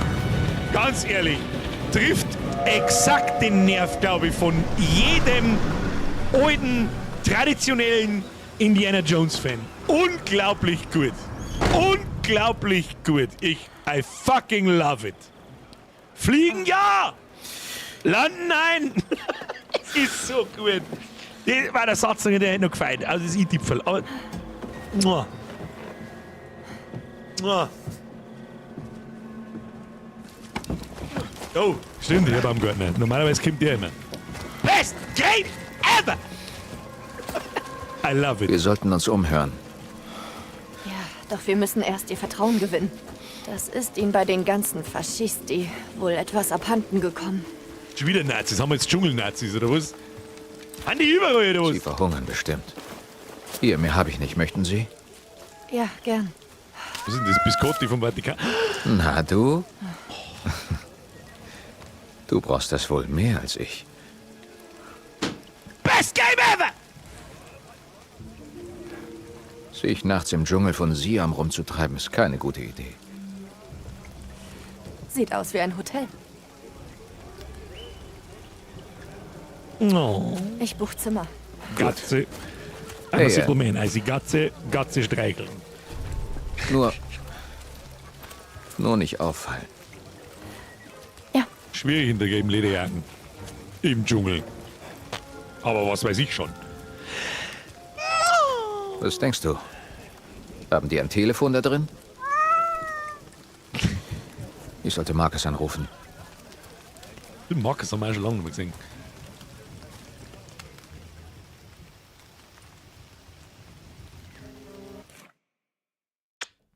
Fucking Perfection.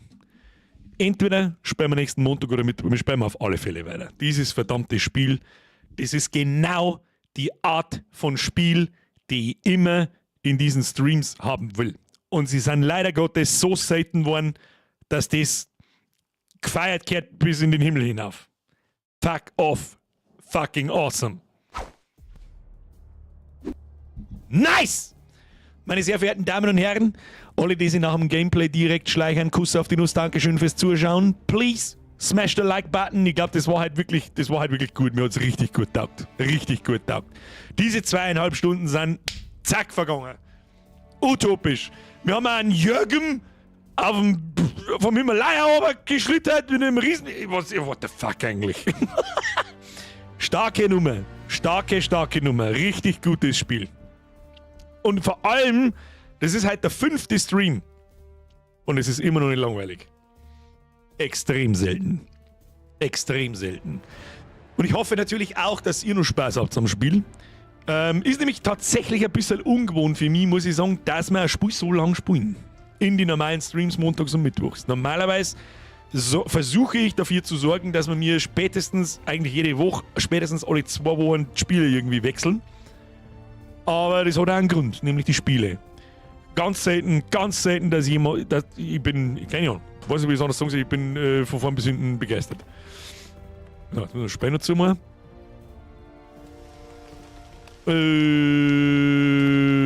So, wunderbar. Kannst jetzt nur keine Nebenmissionen, sondern nur erstmal kurz Story ohne uns machen. Was? Kann ich da jetzt nicht wegreisen? Verdammt. Nein, dann hilft's auch nicht. Es ist, sagen wir es mal so, ich habe jetzt in dem Spiel knapp 14,5 Stunden. Ich glaube, mir geht es hauptsächlich darum, dass ich offstream ein bisschen weiterspielen kann, vor allem wenn immer eine ganze Woche dazwischen ist. Und wenn wir das Spiel das erste Mal gespielt haben, dann weiß ich, nächste Woche brauche ich wieder eine halbe Stunde, bis ich ach ja, so ist das gegangen und das nervt. Deswegen spiele ich die Spiele gerne offstream ein bisschen weiter, damit ich halt die Steuerung und alles und die ganzen Gameplay-Mechanics verinnerliche, damit ich mich nicht jetzt mehr anstellen muss, wie der erste Mensch, der halt die Sachen zum komplett ersten Mal sagt. So werde ich nicht recht viel weiterspielen, glaube ich. Jetzt habe ich es nicht mehr probiert, ob man von da aus wegreisen kann. Aber gut. Ist nicht so schlimm. Ist nicht so schlimm, glaube ich. Man muss ja echt sagen, es ist alles dabei. Spannung, Action, Humor. Ja, es ist ein perfektes Abbild der alten Indiana Jones Filme. Mit der Action-Einlage da, vor allem jetzt die letzte Stunde mit dem Schiff und mit dem Flieger da nebeneinander fliegen und so. Das ist auch zum Verzeihen. So viel krasse, übertriebene Action ist in einem Indiana Jones normalerweise nicht. Aber wenn man das einmal mit Uncharted oder so vergleicht, dann ist das schon in Ordnung. Ist ja ein junger Indiana Jones und kein klappriger alter Greis wie in Scheiße, wie ist das Rad des Schicksals, glaube ich, heißt der neueste wie im 5. zum Beispiel. Da wo er auch schon mal anfangs im Film als lästiger, alter, weißer Idiot dargestellt wird und so, da wo es da eigentlich schon mal gelangt. Wenn sie gut an dem Film an die ersten 20 Minuten, wo sie ihn per CGI jung gemacht haben und in dem Zug. Das ist eine gute Stelle, die hat richtig Spaß gemacht. Da habe ich mir gedacht, ja, da schon, haben sie es jetzt endlich verstanden, wie man einen Film macht. Und dann kommt er sich einen Scheißdreck daher, das ganze Haus ist, aber gut. Simato schreibt, scheiße, und genau bei dem Game habe ich gezögert. Hab mir stattdessen Satisfactory geholt, auch nicht wegen dir, I hate you. Es macht so Bock und ist auch hin und wieder frustrierend. Öl. Satisfactory, da habe ich auch kein schlechtes Gewissen, das ist nämlich auch ein gutes Spiel. Ich habe es auch schon lange nicht mehr gespielt, mittlerweile ist ja schon Full-Version heraus mit zigtausend anderen Kombinationsmöglichkeiten und so, da wo ich... Wann haben wir das letzte Mal gespielt? Vor 3 Jahren? Das ist ewig her. Im Dschungel war er sein Bur super. Gott! Stimmt, da kann man wieder mit den Aufnahmen anschwingen. Das heißt, das ist ein sehr nicht dummer. Natürlich ist Indiana Jones unrealistisch. Es ist mir schon klar. Ich meine, wir haben ja gerade ein Schiff vom Himalaya geholt. Was soll das? Das ist aber der mystische Teil, der dazugehört. Aber ich finde so generell unrealistischen Scheißdreck, der keinen Sinn macht einfach. Wie zum Beispiel, dass im 4. Teil sein Bur, also der Shia LaBeouf, mit die Affen irgendwo random im Dschungel auf einmal umeinander schwingen anfängt. Da ist ja nicht einmal das Problem, dass es um Aliens geht, sondern alles andere rundum. Es ist so dumm einfach. Das verstehe ich nicht. Und ich würde mir wünschen, dass dieses Spiel, das ist, als dass wir uns miteinander einen Film anschauen. Da ist zwischen die Cutscenes ist nicht zu viel Zeit. Hast du eine halbe Stunde, 20 Minuten, eine halbe Stunde Gameplay. Dann kommt eine richtig gestandene Cutscene, die richtig gut macht, die wirklich einen Film-Flair übermittelt. Da ist der Humor drin. Die deutschen Synchros sind fast alle richtig gut. Der Bösewicht ist richtig gut und glaubwürdig. Es war so einfach und ich habe nicht damit gerechnet. Ich feiere es richtig hart. Das wird mit das beste Spiel 24/25 sein. Das Problem ist jetzt ein bisschen, es ist glaube ich es ist ja 24 rausgekommen, war das noch in die Game Awards? Wobei, ganz ehrlich, wen interessieren die scheiß Game Awards? Die haben sowieso gerickt von vorn bis hinten. Dass ein Astrobot gegen Wukong zum Beispiel gewinnt. Und da bestimmte andere Titel, ich finde es zum Beispiel, auch wenn es feiert und das ein richtig guter DLC war, der Elden Ring DLC war grandios, aber ein DLC hat nichts in der Game of the Year Sektion zum Suchen. Das ist einfach Blödsinn. Dann sollen sie eine extra Kategorie machen für die besten DLCs, die es gibt. Ist das nicht Community Vote? Ja, auch. Voten aber auch schon andere mit, die glaube ich mehr Gewicht haben mit Community.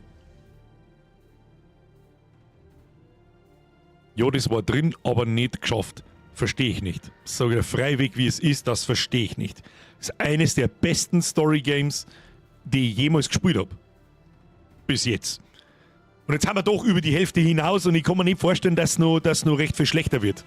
Oder dass es nochmal irgendwie abbaut oder schlecht wird. Außer das Ende ist vielleicht ein Riesenschrott, das kann natürlich nochmal ein bisschen was kaputt machen, aber das ist dann auch nicht so übergewichtig, dass ich sage, ja, dann gut, dann brauchst du gar nicht spielen, totaler Scheiß. Bis jetzt war es von vorne bis hinten super awesome.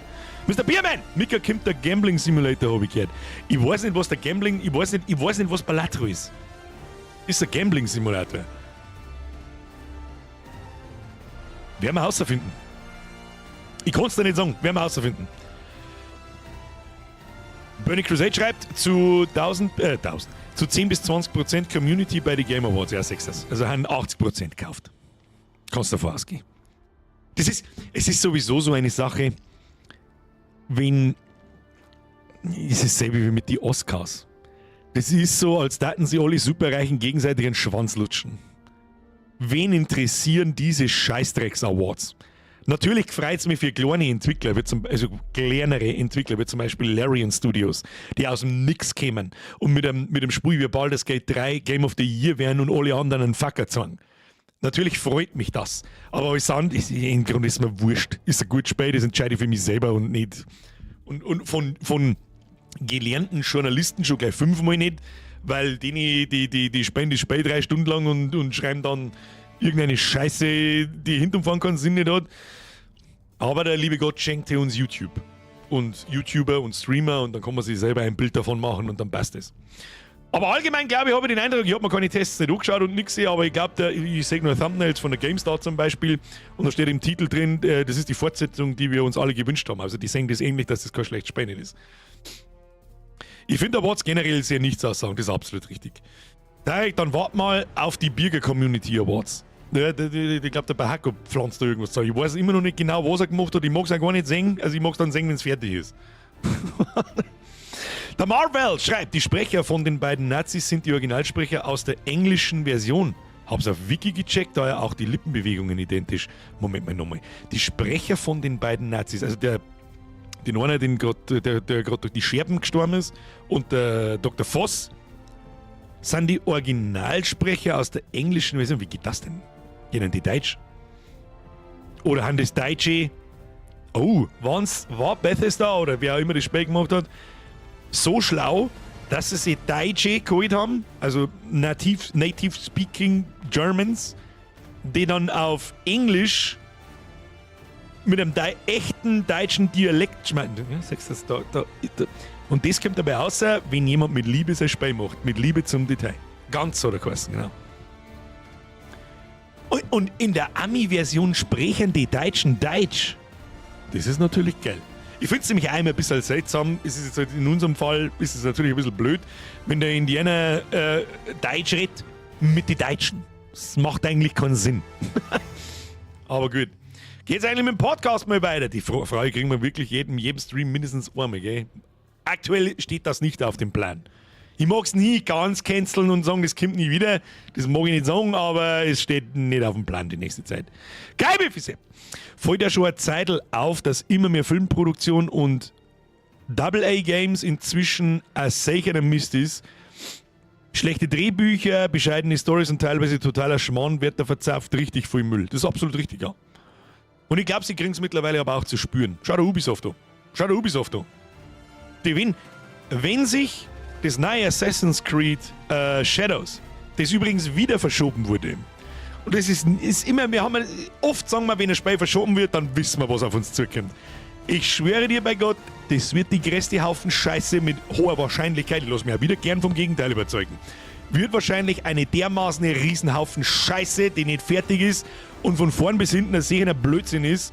Und das geringste Problem in dem Spiel wird sein, dass du einen farbigen spielst, der Asiaten schlachtet, in Japan. Im feudalen Japan. Das ist das geringste Problem, das dieses Spiel haben wird. Mark my words. Selbstverständlich werden wir es uns anschauen, wenn es kommt. Ja? Da wird sie der Ubisoft monatliche Account kauft für 12 €, weil mehr Geld kriegen diese Arschlöcher nicht von mir. Und wenn dieses Spiel floppt, dann geht Ubisoft pleite. Glaub ich. Dann ist es vorbei mit Ubisoft, dann war's es. Dann müssen sie entweder gekauft werden oder sie müssen die Markenrechte von den Spielen, die nur einen Namen haben, müssen es an andere Entwickler verkaufen oder so. Also Assassin's Creed, was haben die noch so? Was haben die? Die haben einen Haufen. Ist nicht Far Cry, ist auch Ubisoft, oder? Etc. etc. Da bin ich wirklich gespannt, was da passiert. Und ich rieche den Fail bis hierher. Der Imgamli schreibt, es ist ein offenes Geheimnis in der Gaming-Industrie, dass wenn das Game floppt, Ubisoft am Arsch ist. Ja, da muss ich aber auch kein, das ist kein offenes Geheimnis. Das muss einem jedem klar sein. Das ist die letzte Bastion, die da noch rausbringen können, und wenn es genauso eine Scheiße wird wie die restlichen Spiele der letzten 2 Jahre, dann ist es vorbei. Ich sag bloß, es ist scheiß Piratenspiel gewesen. Wie hat's geheißen? 80 Euro! Ja, das ist das Einzige, was ich mir merken habe können. Ich habe nicht mehr einen Namen merken können. Also, geil bist du. Übrigens, die Korthosen ging auf mein Konto. Warum es meinen Namen nicht angezeigt hat, weiß der Jürgen. Aber er kann mir einen Himalaya abrutschen. Du Vollidiot. Merci dir. Skull and Bones hat's geheißen. Ja, genau. Verzeiht. Der Luxor schreibt dann was Interessantes. Der Witcher ist ja auch auf Netflix gestorben, weil der Darsteller das nicht mehr ausgehalten hat. Du meinst Henry Cavill. Das Gerücht geht ja. Also man weiß ja nicht, was wirklich passiert ist, aber die gute, wie soll ich sagen, die positive Nachricht für uns ist, der Henry Cavill hat einen Witcher bleiben lassen, weil die, wie soll ich sagen, weil die zu weit der Geschichte abweichen. Ja, dann so Leute wie Jennifer und so weiter haben auf einmal farbige und total kreislig und was weiß ich, was alles für ein Scheiß. Dann hat er gesagt, so geht das aber nicht, das darf er nicht, das darf er nicht, das darf er nicht und ist dann ausgestiegen. Die negative Nachricht ist, also die andere Seite der Medaille, wo die verzeiht wird, ist, er ist rausgeworfen worden, weil er so nervig war. Mit genau dieser Geschichte. Ich glaube, das eigentlich, wahrscheinlich stimmt beides so wenig. So, jetzt ein Löwensepp, die habe ich inzwischen in Zeilen übersehen. Entschuldigung, merci dir. Aber was passiert denn dann mit dem neuen Anno, wenn Assassin's Creed wieder schlecht wird? Das ist eine richtig gute Frage. Das Studio muss übernommen werden von irgendjemandem. Kann gut passieren, wenn die Firma komplett pleite geht, findet keinen Käufer oder die einzelnen Franchises finden keinen Käufer, so stelle ich es mir vor. Ich weiß ja auch nicht, wie das in dieser Industrie so läuft. Dann verlieren die Entwickler an dem neuen Anno einen Job und dann wird das Spiel nicht fertig. Das ist, was es ist. Das ist dasselbe, wenn BMW 3000 Mitarbeiter hat, die am Tag 100 Autos bauen. Wenn sie pleite keine Mitarbeiter nicht mehr zahlen, keiner kommt, dann baut keiner ein Auto. It is what it is. Das ist dasselbe in Grün. Da von hinten hauen sie sich ins Bett hinein, habe die ersten. Ich glaube, die IPs von Ubisoft werden billig verkauft. Ja, weil sie einen Ruf kaputt gemacht haben. Schauen wir mal. Microsoft steht, glaube ich, schon bereit. Nein, Microsoft müsste da aber halt dann auch, normalerweise kauft Microsoft ja, was ja in Ordnung ist, ich meine, mir gefällt das, dann ist jeder Scheißdreck im Game Pass drin, immer nur her damit. Microsoft kauft eigentlich nur erfolgreiche Entwicklerstudios und nicht so ein Totalausfall wie Ubisoft. Und da müsste, und normalerweise, soweit ich das weiß zumindest, was man mitkriegt, greift Microsoft zum Beispiel bei Bethesda nicht groß ein. Ja, die lassen die einfach machen. Ihr geht jetzt zwar zu uns, aber ihr macht zum Beispiel brav weiter so, das passt. Wir haben ja bloß die Rechte an die ganzen Spiele und können das dann Xbox, PC und Game Pass exklusiv machen und so weiter. Ich meine, das ist der Plan dahinter. Wo der, glaube ich, funktioniert, weil der Game Pass wirklich nicht schlecht ist. Sag ich dir freiwillig, wie es ist. Wie sie das rechnen kann, das verstehe ich sowieso nicht. Aber ist ja wurscht. Und da müsste Microsoft aber bei Ubisoft so hart eingreifen. Bei Ubisoft arbeiten wie viele Leute? 20.000? Irgend sowas habe ich mir gehört, weltweit. Also die haben mehrere Studios, irgendwo bei den Asiaten, in den USA, in Frankreich und keine Ahnung. Schauen wir mal, wie viele Mitarbeiter haben Ubisoft. Nicht Ubisoft, sondern Ubisoft. Ubisoft, Anzahl Mitarbeiter. 21.000! Ein Spielehersteller mit 21.000 Mitarbeitern. Was machen die denn? Was, da gehört einmal Elon Musk-mäßig durchgefahren oder jeder rausgeschmissen, der nicht mindestens das Zweifache von seinem Lohn wieder einarbeitet. Und dann werden aus 21.000 wahrscheinlich ganz furchtbar schnell 5. Kann man sich vorstellen. So tat's ich. Da Schrottspiel, Schrottentwicklerteam, Abflug. Irgendein Büro, Scheiß irgendwo am Arsch der Welt mit 1000 Leuten. Was macht ihr da? Keine Ahnung. Schluss damit. Tschüss dann. Da haben sie auch. Elon Musk ist ja in den letzten Tagen sehr oft in den Medien. So ist das nicht, zwecks gewissen Umständen, die ich jetzt nicht näher erläutere. Aber der Mann hat ja Twitter gekauft und hat einfach. Wie viel Belegschaft hat er von Twitter rausgeschmissen? Pass auf. Wie viele Mitarbeiter hat Musk bei Twitter entlassen? Der Kurzbotschaftendienst X hat unter seinem Besitzer Elon Musk weltweit mehr als 1000 Mitarbeitende entlassen, die gegen die Verbreitung von Hassrede zuständig waren. Das teilte die australische Behörde für Online-Sicherheit mit. Wo lese ich das jetzt wieder? Im Deutschlandfunk? Ja, das war wieder wichtig. Ich möchte wissen, wie viele Leute das er entlassen hat. Erneut 200, das klang nicht. Ist egal. Ich weiß die Prozentanzahl nicht, wie viele Leute das er von Twitter dann ausgeworfen hat, aber sehr viele. 80%! Das musst du dir mal vorstellen. Twitter ist die größte Nachrichten- oder ja, Mini-Nachrichtenplattform der Welt. Das ist unfassbar, wie viele Leute da unterwegs sind und wie viel Traffic da passiert. Der hat 80% der Belegschaft rausgeschmissen und alle so, Ja, komisch, aber Twitter gibt es irgendwie immer noch und es funktioniert genauso wie vorher. Bloß, dass ich keine Hausdurchsuchung nicht mehr kassiere, wenn ich Schwachkopf schreibe. Oder sagen wir es mal so, ich kriege vielleicht Hausdurchsuchung schon noch, aber ich bin nicht gesperrt. Ich kann es am nächsten Tag nochmal schreiben. Wenn ich will. Und läuft einfach immer noch. Das heißt, es ist ja so eine aufgeblasene Scheiße und ja, weißt du selber, was es ist. So! Freunde der Sonne, genug gesabbelt. Meine Damen und Herren, wir haben gesagt, wir schmerzen mal am Schluss, aber so viel haben wir schon wieder umeinander. Aber ein interessantes Thema, Meine Meinung, ja, ins Internet schwurbelt. Als jetzt irgendjemand daheim sitzt, der sagt, ja, jetzt ist aber die Hassrede, bla, bist du auch gesichert rechtsextrem. Halt den Maul, Trottel. Geh ins Bett. Freunde der Sonne, vielen Dank fürs Zuschauen. Like smashen nicht vergessen. Glocke checken. Ja? Hast du schon abonniert? Falls ja, merci dir. Aber ist die Glocken aktiv? Wenn nicht, was ist es? Danke für die ganzen Donations. Danke für die ganzen neuen Mitgliedschaften. Da waren heute ein paar dabei. Danke für die ganzen Resubs. Kuss auf die Nuss. Und jetzt schleichen Sie sich davon. Wir sehen uns am Mittwoch um 20 Uhr mit Balatro. Da hat es gerade da irgendwo geheißen, das ist ein Gambling-Simulator. Ich habe keine Ahnung, was es ist. Ich habe keine Ahnung, wie es funktioniert. Ich weiß bloß, dass es fast 100.000 positive Stimmen auf Steam hat. Und das ist brachial. Und ich möchte wissen, woher die kommen. Und jetzt schleichen wir uns. Meine Damen und Herren! Ich wünsche Ihnen wohl zu nächtigen. Es war mir ein Fest, grandioses Spiel. Nächste Woche geht's weiter. Ob am Montag oder am Mittwoch, weiß ich noch nicht.